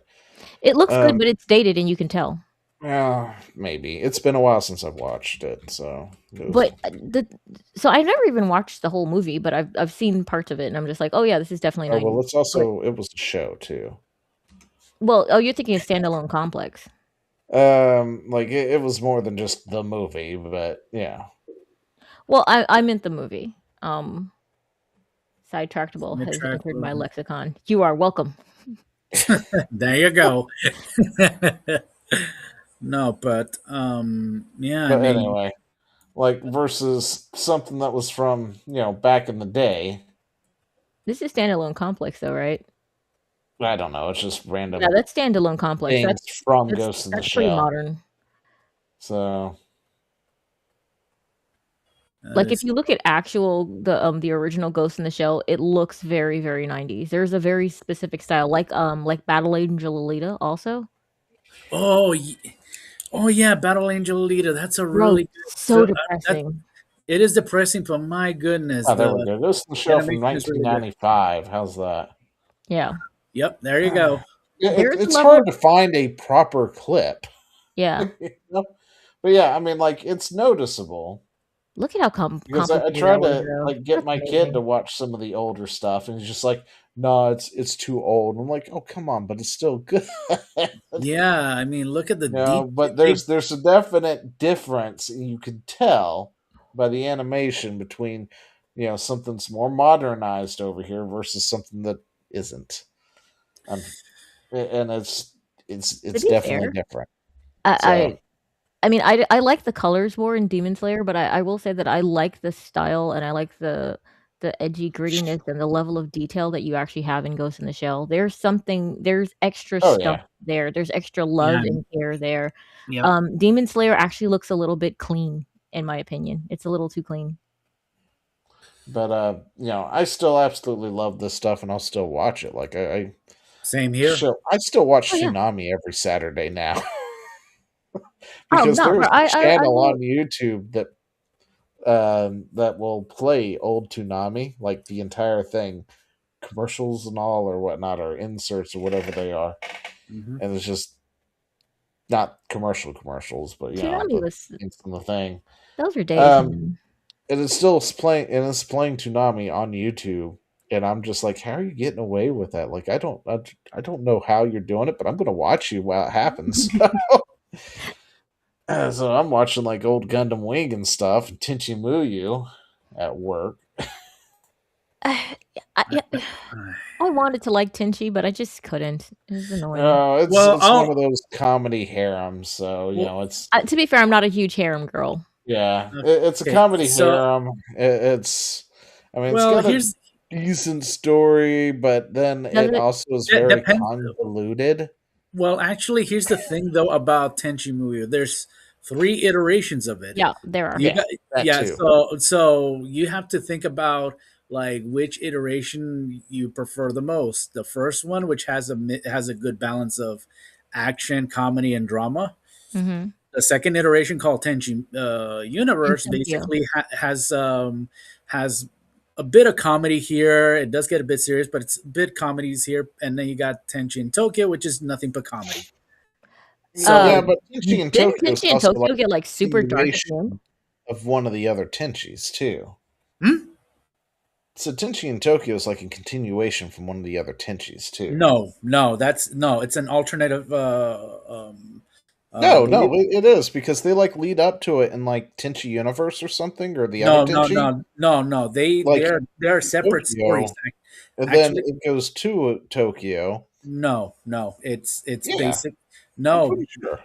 no, because in the first Tenchi Muyo, there's one character that's never introduced at all, and when you watch Tenchi Universe, you notice there's a very deviation how Tenchi and Ryoko actually meet up. They don't meet up the same Yeah. way.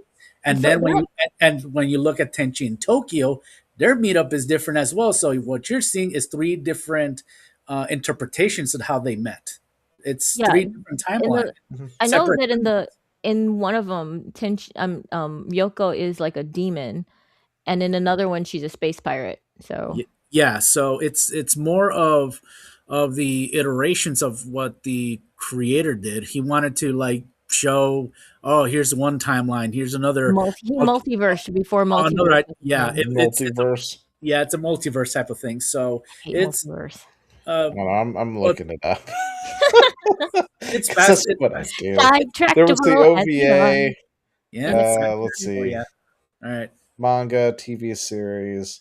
But yeah, I know what you're talking Universe. about because I remember I tried to pop in on one of the Tenchis again, and I was like, wait, that's not the story. That's not who you are. What is happening? So yeah, I remember being very confused. Tenchi in Tokyo, which aired. It was Borrowed it was not characters my and some plot devices from the previous incarnation, but with a notable art shift. Very different concepts since it's centering on Tenchi High School. Yep. Being a priest in Tokyo. Okay, well, all right. Yep. What is this? Ella Tenchi Muyo. Okay. Well, I don't know what the fuck that is. That's new. Huh. Yeah. So yeah, that's what's going on. Okay, I thought they were linked.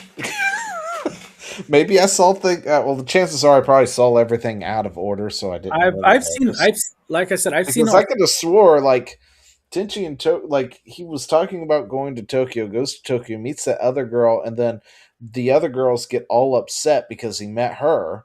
Yeah. But I also knew that there was two other Tenchi things that were completely separate, but also like multiversal, I guess. No, you got it correctly. It's just Yeah, that I just had it backwards. I don't know. No, it's the fact that how can I You put had this? Tenchi in the Universe, Tenchi in Tokyo, and I thought one was called just Tenchi Muyo, but that might be just the OVA series. Mm-hmm. I don't know. So you got Tenchi in Love, which I actually own that movie, by the way. Is that where it finally gets resolved who he winds up with? Actually, remember. I'm gonna spoil it. I don't care. Continuation of the Universe TV series. The second film, Tenchi. I didn't know there was a second one. There is actually there is, and it actually explains who ends up with, and it does. It is a harem ending. See, the second film was an adaptation from the novel, and the third film, Tenchi Forever, the movie, is a sequel to Tenchi Muyo in Love. It was an adaptation, or was adapted into a manga title, Tenchi Muyo in Love 2. So it's the sequel to the first movie, which is a sequel to Universe. My brain hurts. So you got Tenchi Universe, right? And then you have the movie, the first movie, and then the third movie in that order. No. Here, I'll give you the order so you won't hurt your brain. You got the first one is called Tenchi Muyo. That's the first iteration. You know what? Hold up. That's the main OVA. Okay, Then hold up. Then we're gonna write this out. Okay, so okay, ready? All right. Yeah. Tenchi Muyo. That's the main. Muyo. Right? That's the main OVA. Oh, Then you got the The alternative main series. Yeah, that's the main series right there.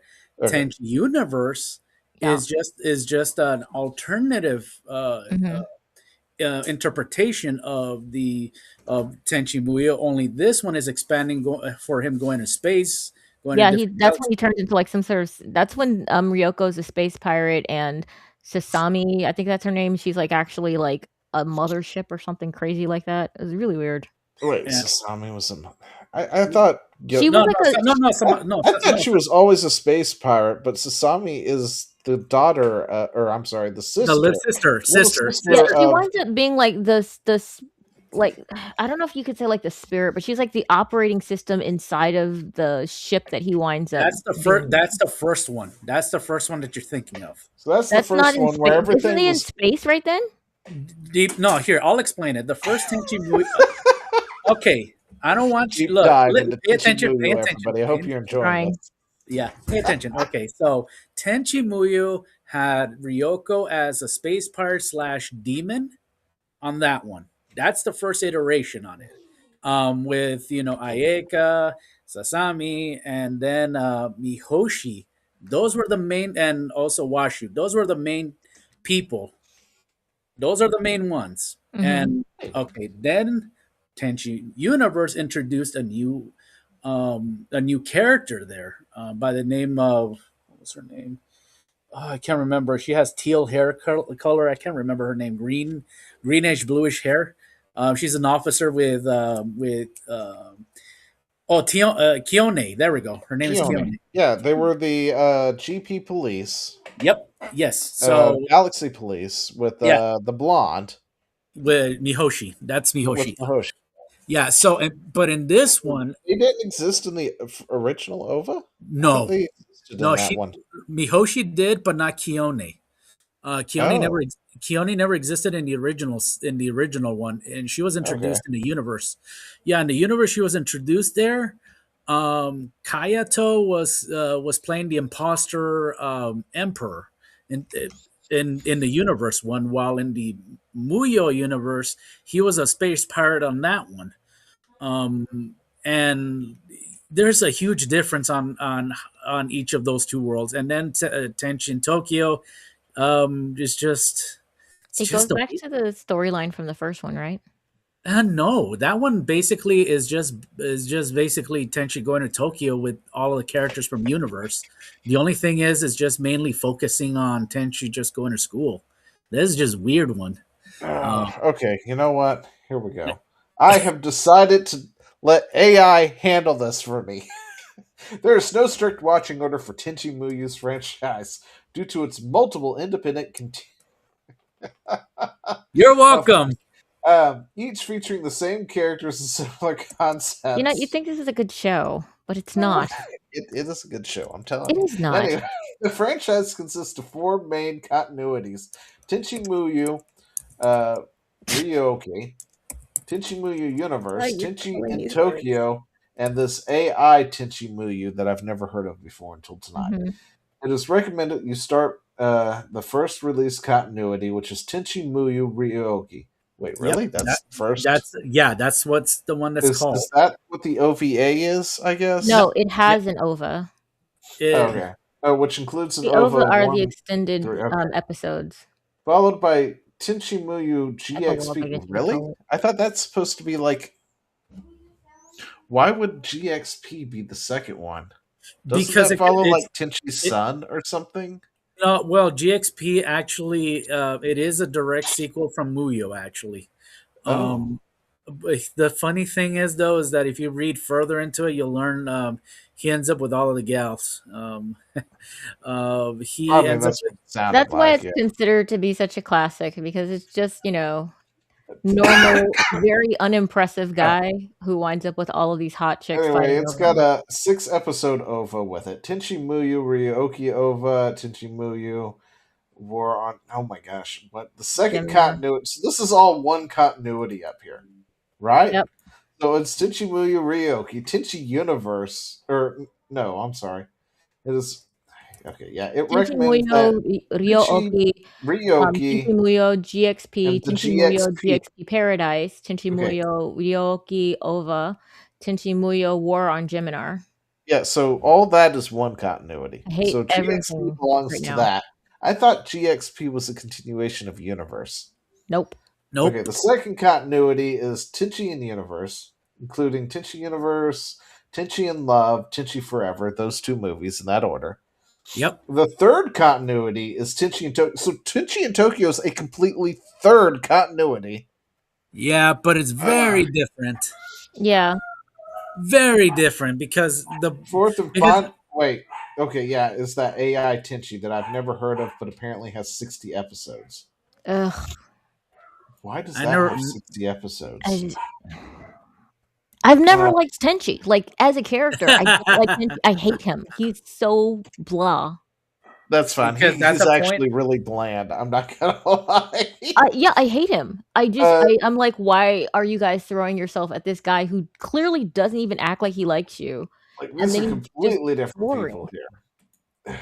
Oh, that's from a different. This is that other series. Yeah, exactly. Wait, where'd it go? There it is. Is that like his kid? I Tenchi Muyo. AI Tenchi Muyo is a blah blah blah. Sixth installment of Tenchi Muyo. The plot: it's a story. The world is in chaos thanks to Washu, which sounds about right. Yep, as always. Now, in order to save it, Tenchi Masaki must go undercover as a student teacher at an all-girls school. They've redesigned Tenchi, is what happened. It's still the same Tenchi, isn't it? Yeah. Yeah. They just redesigned his look. Yep.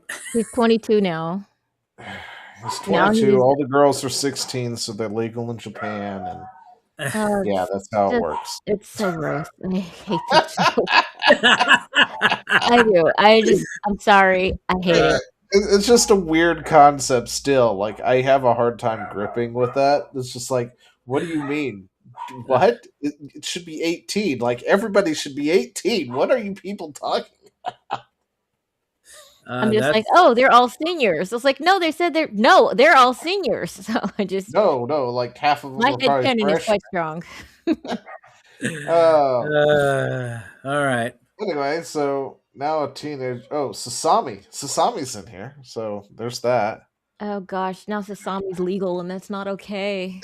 Sasami's not now okay, a teenager. bro. Sasami is also a princess. Yeah. Well, aren't Ayaka and isn't Ayaka and Tenchi technically siblings? Oh, No. don't go there. Aren't they? Don't they have the whole? Okay. going on? Now, all right. That I am. Like, I can't remember. It's been a while, but I could have swore they were like brother and sister. No, they're not brother and sister. I don't. Kids. No, they were. No. I thought they were betrothed. No. What was his name? Yosho and Ayaka are related. Okay, who was Yosho again? Grandfather. Was that his father? Grandfather. No, it's his grandfather. That's right. Well, the funny thing is, he's in the Wait a second. If it's his grandfather, that's still blood related. Yeah, it's weird. It is weird. This is West Virginia territory now. Listen, Welcome to your home, Ayaka, baby. I understand that you're my first cousin and all, but hey, I hear the wedding bells going. Actually, that's third or your little fourth cousin sister wants to already, join but too. it's crazy. I think it's third and fourth cousin, but even then, that's weird. Oh, we've gone off so far into the deep end. Let's just keep moving, please. Okay, so this was something about when Japan loves you. Oh, When Japan loves you, they really, really love you.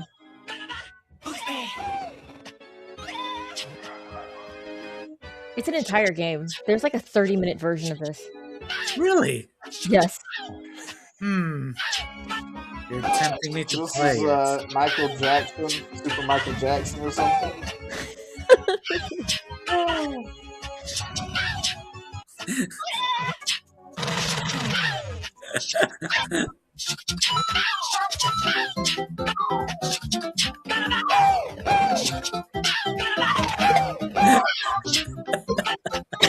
It doesn't stop being absurd. I love it though. Oh man, reminds me of those Flash games. Oh, Yeah. Oh, There's man. a site where all those Flash games are. Those were fun. I have to like find making that those. site again. Flash games. My goodness, they had a number of them that were very creative and fun. Oh my lordy! It's so I miss it. Is this it? It's a simpler time. What? Oh wow, I feel old. Well, you are. But... No, there's like a site out there. I can't remember what it's called. I'm thinking it might be Newgrounds.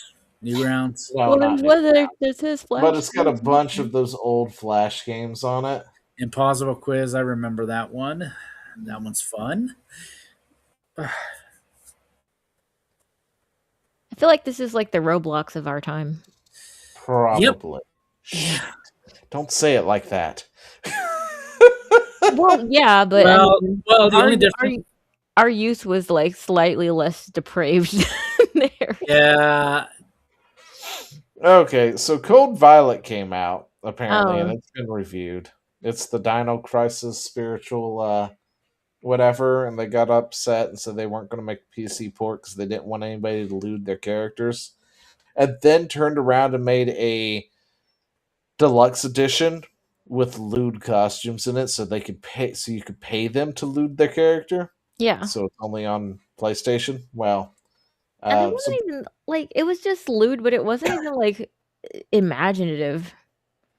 I was like, look, I mean, Stellar Blade was super goony, but at least they had like outfits where I was like, oh, that's kind of interesting. I mean, I'd never wear that ever, but you know, it's at least interesting.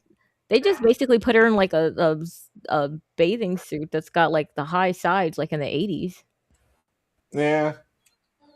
And then it's not even good. That's funny. Well, we don't have user reviews yet. That's so true. There's nothing to but look at. IGN doesn't like you, and it's not because you're not woke. Everybody else, the few who have apparently reviewed it, like IGN and IGN and IGN, apparently they hated it. What do they know about the video people you were gaming? trying to appeal to hate you. Who knew? Yeah. I'm like, they don't even hate you because it's not woke enough. They're not saying anything about misogyny or anything. They're just saying that it's a bad game. Then it's probably not a good game because they hate you for like valid reasons. And IGN gives everything a 7 just for existing. Yeah, I know. When IGN can't even be bothered to get off the couch to give you a 7. I mean, that's just like the gentleman's C in college, you know? I'm holding out hope that the game actually isn't that bad, and it gets enough of a presence that somebody decides to actually mod it anyway, so they can do the thing. I'm really hoping that that's the case because I want somebody to do it. I know I don't have the talent for it, but I want somebody out there to do the thing, just so we with can AI, rub you it probably in can. developers' noses. That's it. That's all I want to do. I just want to I want to take the developers by the back of the head and rub their nose in it and say, see, this is what you made us do because you're an asshat. And then just let them go. And that's it. That's all I want to do. But it needs to be good enough so somebody does that. Oh, anyway.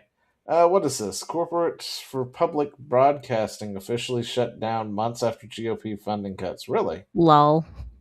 Ah. Wow. You know, we cut a bunch of I'm all for it, but things I'd also like the money back. Some stuff shuts down. CBC or CB. Oh yeah, the PBS. Oh yes, PBS. Yeah, okay, so PBS got shut down after their funding got cut, and in a way, I'm like, it's due time for them to go. Their time has passed. They have been. They're kind of. It's kind of like paperweight at this point. So, just saying. I mean, once upon a time, you know.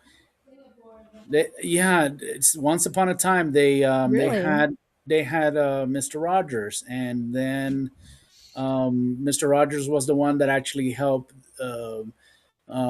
tell, I can't remember what was the guy's governor's senator or member of the Congress persuading him, telling him the reasons why PBS was needed. And because of him, they were able to get the funding that they needed from on that Those point. government. So because of that, they've been going for such a long time, but after the passing of Mr. Rogers, certain things were going on in there, shenanigans and a lot of biasness, and just a lot of weird things that were going on there. In some way, it's best if they just shut down. There are a lot of things that are just like, oh, that's a good idea. I'm like, yeah, that's a cool idea. But if it's such a good idea, then ask normal people to do this of their own free will instead of having the government take it from us by force. And I mean, I love Mr. Rogers. He is how I learned to spell. But I mean, Yeah. no, it shouldn't be a government program to do something like that. Joe, that's cool. What did you do with them? Well, Joe said yeah, she worked with them. So yeah. The thing is, though, is that back then, they allowed them to do whatever they've done. So as long as it's done for educational purposes, which was, once upon a time that it was like that. But we can see how that can be misused. Anything Yeah. can be considered education. now it is. Now it is. Given that it was on TV when TV was a thing and it was new and stuff like that, you only had 5 channels. So I I had can 13. understand. Well, not I 13. can understand why it's a good thing that the government wanted to dedicate a channel to education. I don't want to pay for But it. we're in the digital age where nobody uses TV anymore except for boomers, and even that, a lot of them don't. So, Yeah, exactly.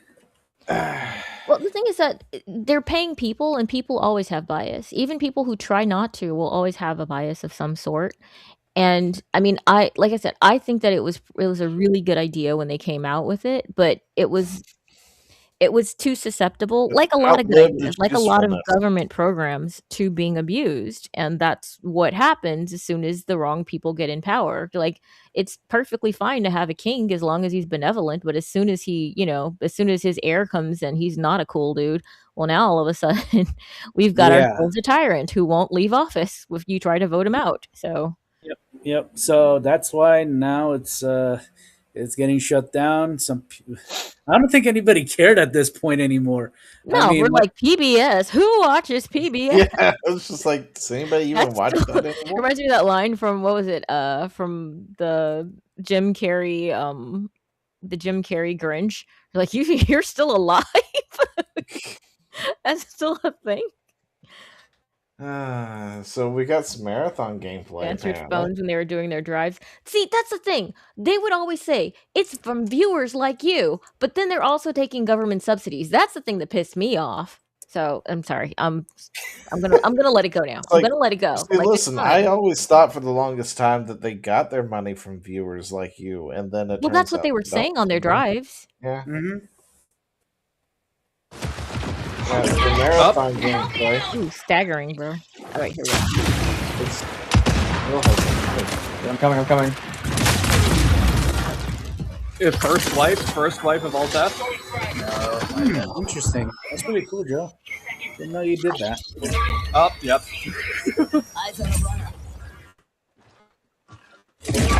Oh, I'm self-res. Behind you. Wow, that's messed up. That's really messed up, but they on me. didn't even respond. Yeah, self-res. Alrighty. So it looks like they took out a lot of those one assets Who knows? that were absolutely everywhere because it's now what's the word I'm looking for? Really plain? Bland. Colorful. Bland, yeah. So all those assets they got caught with look like they've been wiped from the world. But now everything looks really bland. You had the same creepy guy over and over again. Do you have an excellent phone voice, Joe? Is that what you're trying to tell us? People fall in love with him if he says hello on the phone. Everybody's like, "Oh, I love her so much." He has to keep calling. Yeah. I mean, perhaps this means something. This looks good to other people, but this looks like no fun to me. But whatever. I don't know if it's going to do very well. So you say. I think you're being humble, Joe. I think you're being humble. Nobody believes this. I don't think this is going to go the way they want it to. No. I just don't see Marathon. I feel like Marathon's going to be dead in the water. I mean, I hate to be a girl about it, but it's so ugly, and I hate how ugly it is. Yes, actually, it's really bright, but also not bright at the same time. Like, it's this weird thing because it's like really dull and gray, and then boom, bright green. And it's like yellow green too. It's like that baby green going on. This is like, it's like raping my eyes. Yeah, it's gray color scheme. Yeah, it's gunmetal gray and toxic snot at the same time. So it's just like, what? Why? Why would you do that? Yeah, and the gameplay doesn't even look that great fun either. Anyway, no. So let's move on to this. Oh gosh! So apparently, we have lost the ability to tell a good enough story that we have to add mini games into everything. Yeah, that was Jack 2 back in 2000. I'm gonna stop. I don't remember Expedition 33 needing you to play mini games to break up the story to keep you interested.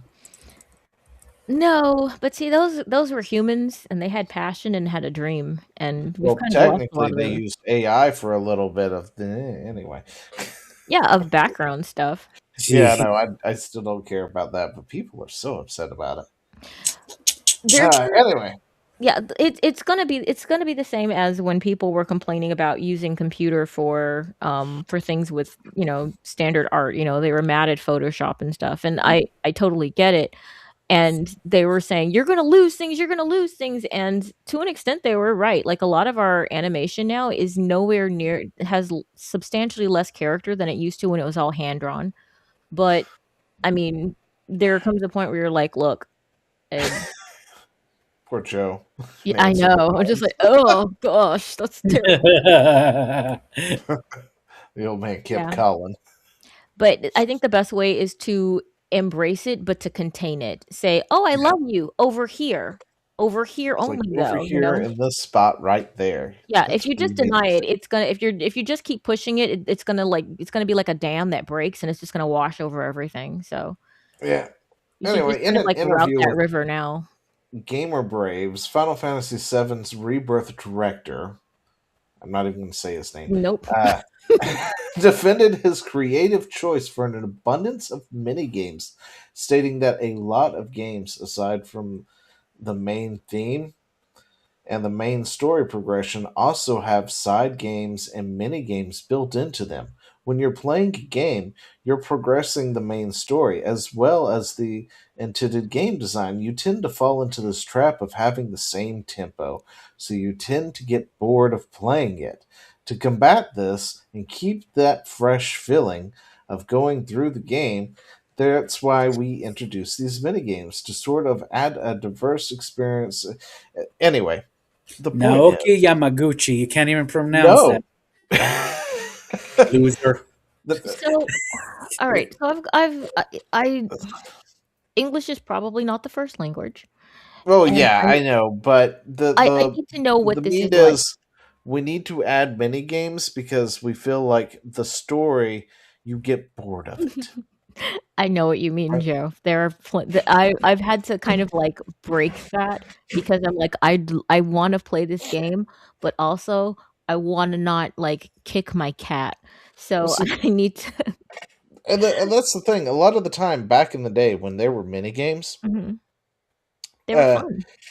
They were either designed to do one of two things: to push the story forward, or they were just extra. You didn't have to do them. Yeah. Like I like it when they're extra. Like Mega Man Legends, for instance, it has a ton of additional mini games that you could go do. And the thing is, you don't have to. Yeah. You can go beat the game without it, but if you want to get like the Shining Laser or something, you have to go play those mini games to get the pieces, to get things, to actually build the item to get this really powerful weapon. But you don't have to. It's optional content. It's not something you need to do. Or you can do the whole mini thing of finishing the arcade, the museum, or whatever it is. And in Final Fantasy 14, Final Fantasy 7, there was several mini games in that too, but they weren't. A lot of them were either story driven or just optional stuff. Like, I don't remember anywhere where you had to do a lot of the mini games in the Golden Saucer, but some of them were something that you had done at some point, like the motorcycle one. Like, you can go into the Golden Saucer, replay it, but leaving Midgard, that was the minigame to leave Midgard and to get into that final battle. Oh, so I'm not understanding from this, because it just says it has an abundance of mini games, but it's not saying whether or not they're mandatory for playing. So from my understanding, I haven't actually I've played a little bit of this game. Okay, so I'm not going to go that I've played it all or anything. I've played a little bit of it because it's free on PlayStation Plus. So I have it downloaded. I played a little bit. Game that's doing well. Anyway, from what I understand, most of the minigames apparently have been mandatory for people when they were complaining about it. Oh, which is why he's talking about it. Yeah. Is because people had been complaining about a lot of these mandatory minigames and going, did you have to do this? This is stupid. I don't want to do this. This is my reaction right now after reading that. To combat, getting stuck in the same thing. Well, the thing is that's why you need your mini games to be if you feel like it, because sometimes you really want to stay in that sense of urgency.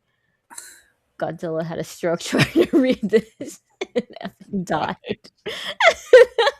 I'm sorry, but my brain just went left. And I went like, nope, I'm not gonna do it. Nope, I'm done. Nope. Mm-mm. And the way I see it, it's like, if your story is good enough, it doesn't matter even if it is like the same tempo, people are engaged in your story. You had to find 3 cats just to move on. 3 cats, and it took forever. Dude, I totally understand. So that's the thing that I had with like Jak 2. They had these mini games that you had to play. Like, there was one that was like Whack-A-Mole that I had to play, and I'm like, what does this have to do with shooting metalheads in the face? Like, that's just, it's very annoying to me. Like, a lot of the side quests and everything in the new remake to FF7 stuff, they're like mandatory shit. Yeah. And so now that I think about it, I did play some of those mandatory bullshit because I'm just like, dude is right there. Why are we waiting? I just want to move on. And Tifa's like, no, you need to go do. It's like, no, just let's go. So the thing is that I'm not that far in the game either. So. Yeah, and so I do find this to be troublesome. Then I will say that I find this to be actually kind of disgusting because of the fact that you should be able to stay in the main story if you want to, because sometimes you really just want to keep pushing forward. You want to get to the next thing, and sometimes you're in the mood to explore, and that's when you go to the mini games. You want a little bit extra lore, you go play this mini game. You want that extra, I don't know, outfit or, charm or ornament or whatever. I breed my chocobos, get Knights of the Round Table, and I spend 15 hours doing it because I felt like it. Yeah, because the game compelled me to. But the thing is that forcing you to shift tonally is like the first Harry Potter movie, which was my main complaint with that movie, aside from the end. Love Harry, whatever. It was just that they'd be like, this is the most serious thing that's ever been serious in the history of all things serious. Hey, let's go play Quidditch. It pissed me off so much. I was like, I'm sorry, pick a lane. I can't deal with this when you keep shifting the tone from being very, very serious to doing something ridiculous and silly, like look for cats or like raise, chocobos or something like that. Now, you could be that person who squirrels constantly like me, but that shouldn't be mandatory. They shouldn't be throwing off your groove because they're like, yeah, we feel like you're going to get bored, so we're going to make you go do something else. Like, it's like trying to force you to have ADD. The reason you don't remember that in the original Final Fantasy VII is because they sucked and they screwed up the Final Fantasy remake games from the beginning. That's why. Because they decided, it looks gorgeous. It looks great because it's a Square product. Of course it's going to look good, but they've decided they're going to do it in 3 separate installments of $80-some a piece. So it's going to cost you like $300 fucking dollars just to get the whole damn game. On top of that, they decided to take creative liberties and change the entire game to you, while also keeping some of the things that made the first game what it is. But they've changed so much of it, and like the entire death scene for Aerith is just ridiculous. Like, it does not hold the same What? impact. Eric in the dies? No, I'm remake. kidding. I don't know. I don't know who these people are. Listen, if you're spoiled by that, guys, this has been a thing we've known for decades now. Aerith dies in the remake too, which was a question I actually had, was are they going to actually kill her or not? But the way they did it, because of the way they did this they've got this whole thing going on and stuff, it is such this ginormous synaptic whatever going on the screen that you can't even take a moment to realize, Aerith is dead. They screwed that entire scene, the entire tone of that, made it the ending to the second game, right? And then you have to fight this boss for like ever, and it was anyway. So it's stupid. They've screwed up the Final Fantasy remakes so bad. Dang. Bro. I know this is apropos of absolutely nothing. This is like me talking about my socks now. But apparently X has changed the Iranian flag emoji. It's now the historic lion and sun flag instead of the Islamic Republic flag. Oh, wow. Yay. I would never have noticed. Because I've never put the Iranian flag in anything. Small. I mean, come on. We are all old. So, we're all like, oh, that's good, I think. Yes, give it 5 years or 10 years, Iran will be already forward in progress. So, maybe we'll see, but I mean, it gives them a chance. Yep, exactly. Yeah, so MMOs are having a problem.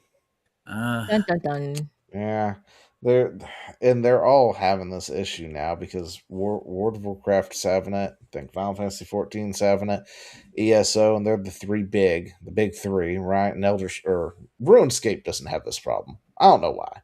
RuneScape is just its own thing at this point. Yeah. It's built different. It is. Old school RuneScape is just built different. Not even going to attempt to figure it out. Anyway, so apparently this is an issue. They're thinking about trying to do some seasonal content or something. Point is, MMOs are having an issue lately, and the biggest one on the most, what is it? World of Warcraft is like what, 25 years old at this point now. Mm-hmm. Something like that. I think they're actually hitting the end of their lifespan, if you ask me. I don't know how they keep going on.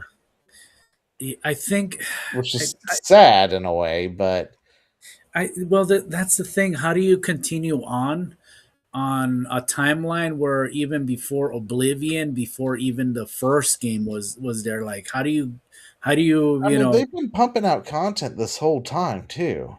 It's literally like the best way to play this game is to play Elder Scrolls Online and then pay them money for the subscription, because there's like 15 or 20 different DLCs or whatever they call them, right? Expansions. Yeah. And it's just better to pay them the extra 12 than it would be to spend money on any of them at this point. I'm sorry, but I've stopped playing Elder Scrolls back at 2000 and way before I even met you guys. I actually stopped playing the game because I got bored with it. Yeah, I played it a little bit with Chad, but aside from that, I haven't really played Elder Scrolls Online. And then I played. I don't like people, so I don't play online. Fallout 76 for a little bit too with Chad. Joe, I agree. Well, Final Fantasy 14, so I agree, Joe. I couldn't get past. Well, some people couldn't get past that. For me, it's more of I got bored with it. Like that's all I gotta say. Like if it comes to talking about Skyrim, I've put way too many hours on that game. But wait, flying sparkling rainbow unicorns? Really? Is that a thing? It is. Oh my It goodness. is. It is. What? It You is. mean Yeah. that that's not something that you want in your dark and gritty fantasy? Well, No, it isn't. look. You know, if I wanted mods, I do Skyrim. I do all the dragons, nothing but Thomas the Tank Engine. Like I mod That is Skyrim. threatening than the dragon. Thank you very much. All right, we gotta move on because it's past my bedtime. All All right, right. Ubisoft has shut down its Halifax studio. Halifax? Just 1 month after 61 of its 71 workers voted to unionize. Well, here's a tip: don't unionize. don't. No. Stay away from unions. Anyway, so yeah, Ubisoft decided to bust the union up and shut down the whole studio by doing so. That's what you get. I mean, Ubisoft Ironically, doesn't it's the have revenge extra money to developer. pay you guys. I don't know where you think that unionizing to get extra benefits is going to work, because last I checked, Ubisoft didn't have it. Ubisoft has been pumping out flop after flop. It just does not have the resources to give you guys anything extra. Yeah, exactly. And it is better off just canning you and in 5 years settling with whichever one of you sued them and being done with it.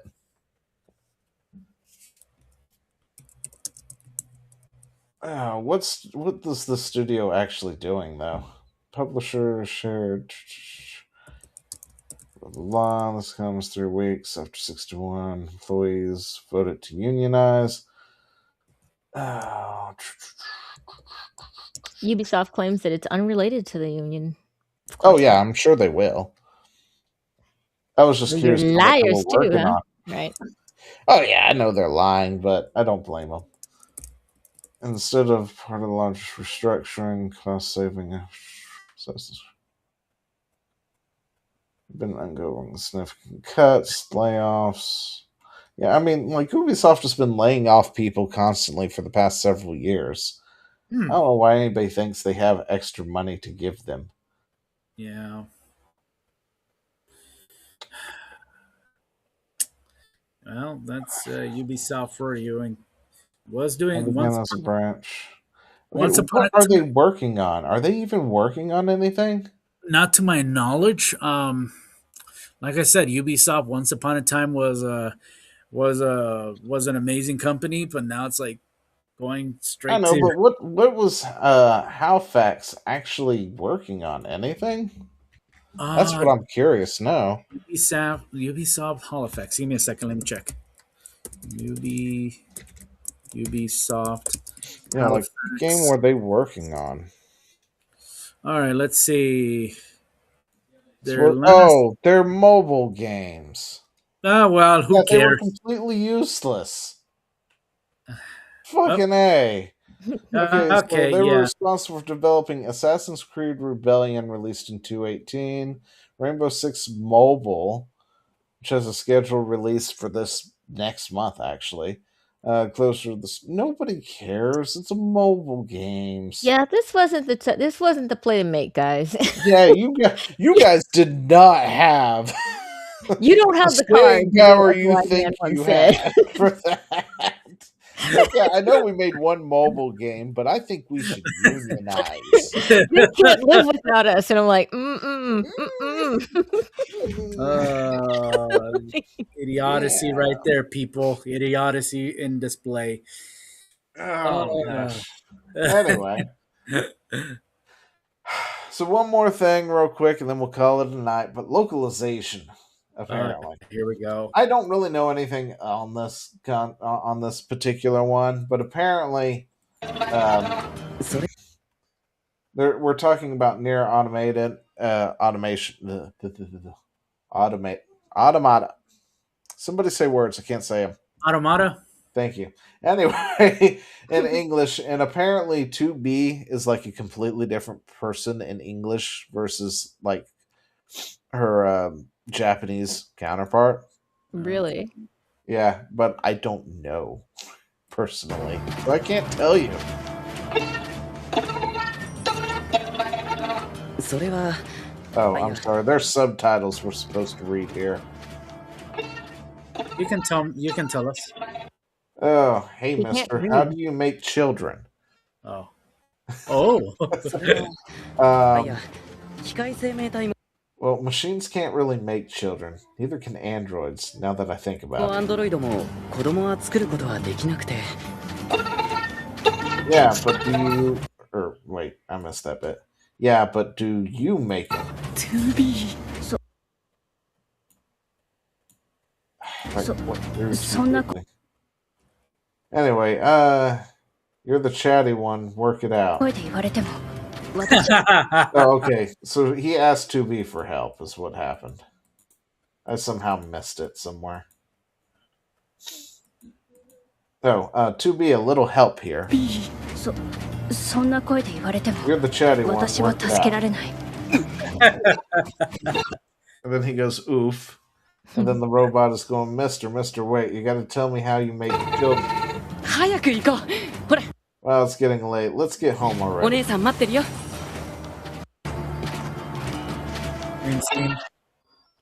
Let's see. I don't know what the scene is as English. Nobody posted it.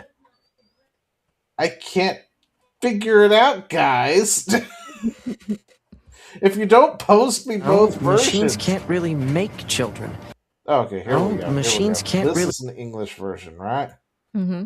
No, machines can't really make children. Neither can androids, now that I think about it. 2B? Little help here? Huh? You're the chatty one. Work it out. Oh. I don't understand. Wow, it's getting late. Let's get you. それは、いや。 Unless if they're saying something different. Huh? Someone said ignore the subtitles. Ignore So- the subtitles. Well, the problem is that I don't We don't understand Japanese. Yeah, we don't Yeah. speak the Nihongo. We So. don't speak the Japanese. Yeah, I think in the initial post, that's the thing that I saw. It's saying ignore the subtitles, right? Ignore the most fans who subtitles, played but most both fans who versions played both spot the versions difference spotted the between these difference too. characters. It's not so much about what her goal is and how she is to keep her distance from whatever because Nah, of her design, but the side quest in particular butchered her. Yeah, but I will say that oof was like very oofy. some fans want the That layers. oof was very oofy. But It 2B, was so oofy. when you listen to her in the recitals, Yeah, because but that wasn't 2B, So- so that was 9S. So seeing this change feels jarring because it is unnecessary. Her whole dynamic with 9S feels different and way colder than what it was originally. The anime in particular is also great and showing 2B's caring but awkward personality and her grievance. And when it came out, too many Western fans commented on how much the waifu 2B when the original 2B is just like that. The disconnect is absurd. I wouldn't know. I have to play the game just to get an idea. Yeah, I'm gonna have to play it too. Like, I guess this Oh, is there's a side by side where it's changing. it. she's rude, she's mean, she doesn't have much character depth. I don't like her. These type of comments always come from Western audiences, and you can see why. Okay, let's see. Okay, English. Yeah, but do you make them? How do you make? a baby? All right. To be a little help. To be well. Oh, he's awkward, silent, like trying to. I get it. Yeah, I mean that's awkward silence there. I'm assuming, but at the same time, I cannot help you with- spoke in the Japanese version that we just watched, But and he had subtitles too. But her response is in English is, "Huh? You're the chatty one. Work it out." In Yeah. this one, she says, "I cannot help you if you say it in a voice like that." Well, that's the thing. The Japanese one we just watched had the same translation of the English one. But somebody translated that. Yeah, the localizer Or is translated this- it. Or is it? Oh, I'm sorry. We're talking about localizers. Yes, Yeah, that's right. Localizer did Yeah. not just This they is didn't just the- do the voiceover; they This also is did the subtitles. real translation. What she actually says, "I versus cannot what help we you if you say it actually in a voice got. like that." Okay, yeah. It's, And in English, that's she's a not bad. snot. Wow, that's messed up. That is. Yeah. That's no good. Wow. They're still making that case for why AI is to replace them. Yeah. The original 2B was fully embarrassed. Oh wait, there was more. It says, oh, never mind. The original was fully embarrassed. Apparently, I had it set up on the other side too. Scroll back up. He was reading. The original 2B was.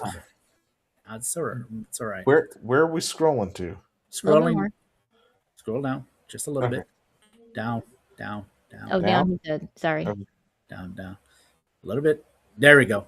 The original 2B was fully embarrassed in the scene when Inez asked her for help. Meanwhile, English 2B just called him chatty and fully ignored. Okay, so yeah, Okay. that's so yeah, Makes sense.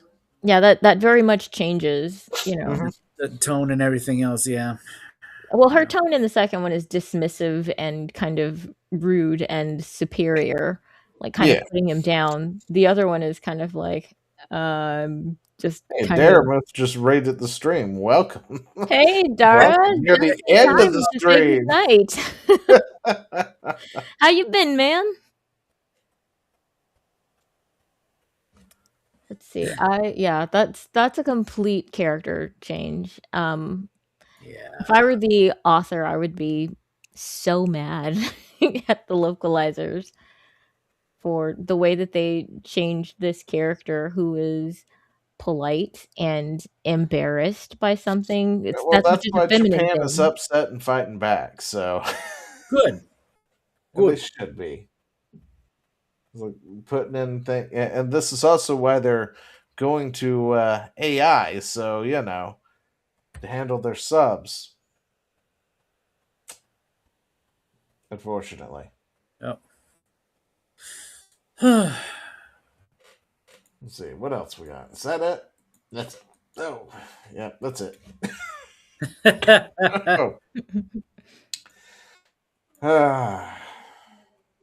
Anybody want to watch some marathon one more time? No. No, you don't want to watch the marathon? No. Okay, all right. Well, that's it. Well, we should watch one of the funnies. Oh, well, okay, but I gotta go to bed, people. It is 10:20. I said one of the funnies, not all of them. All the funnies. Let's watch all the funnies. Well, that's not what I said, but you do you, boo. You said watch all the funnies. I feel like I said the opposite of that, but okay. Pretty sure you said all the funnies. Okay. When you're just born and life's already bothering you. It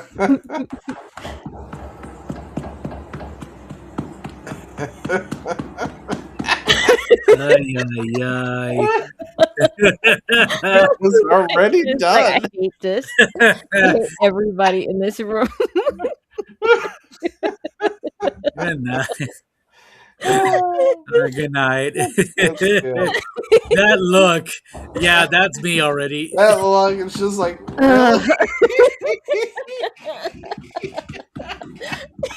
The dead-eyed 10,000-foot stare. It's barely even born. I'm like, what the heck did you just see? Listen, just remember, this guy is now me. Yeah. He's gonna find this later in life and go, wait, why does that look familiar? Goes to his mom's Facebook and finds it there. Night, Joe. Thanks for stopping by. Thank you. Oh, all right. With that, what is everybody doing? Anything? Well, I'm still doing the Mega Man series, and right now we're plowing through the parts bit by bit. And while I'm as good as I'm decent for what it is for the game, there is another YouTuber who beat Mega Man 7 without any damage, and which I don't know how this person did it.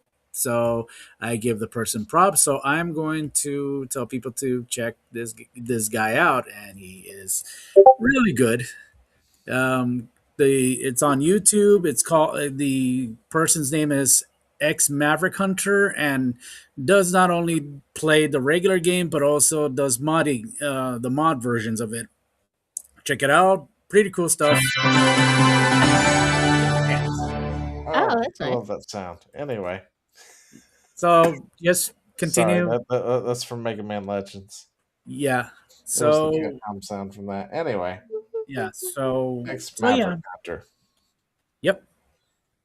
So this month, just gonna do the originals, and then from there, I'm gonna take a small break, and then come back in March, start hitting X, and then take another break, and then hit Legends on May. Okay, sounds like a plan, man. Yep. For me, I am once again jumping into Jack 3. We did play last week. Well, not last week, this week. Last week too. Anyway, but I ran face first into a turret mission, which kind of like when you guys were talking about these really, really obnoxious side missions that just make you hate life. Yeah, it's Yeah. one of those. So I'm gonna finish that one off stream because it's just me shooting plates with the turret that has the worst handling ever.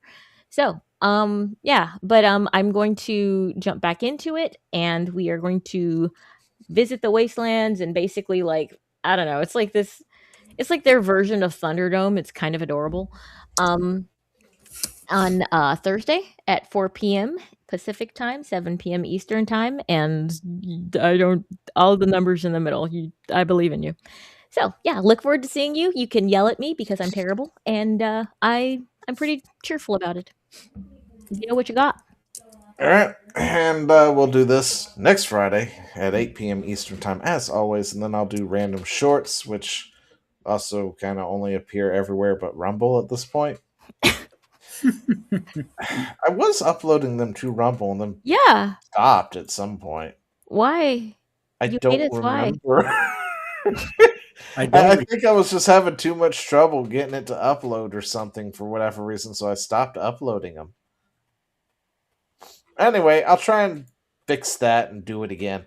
Aside from that, that's all I got. Links, of course, for everybody is in the description down below. Thank you for joining us. Hope you guys have a fantastic day, and we'll see you in the next one. Bye. Goodbye.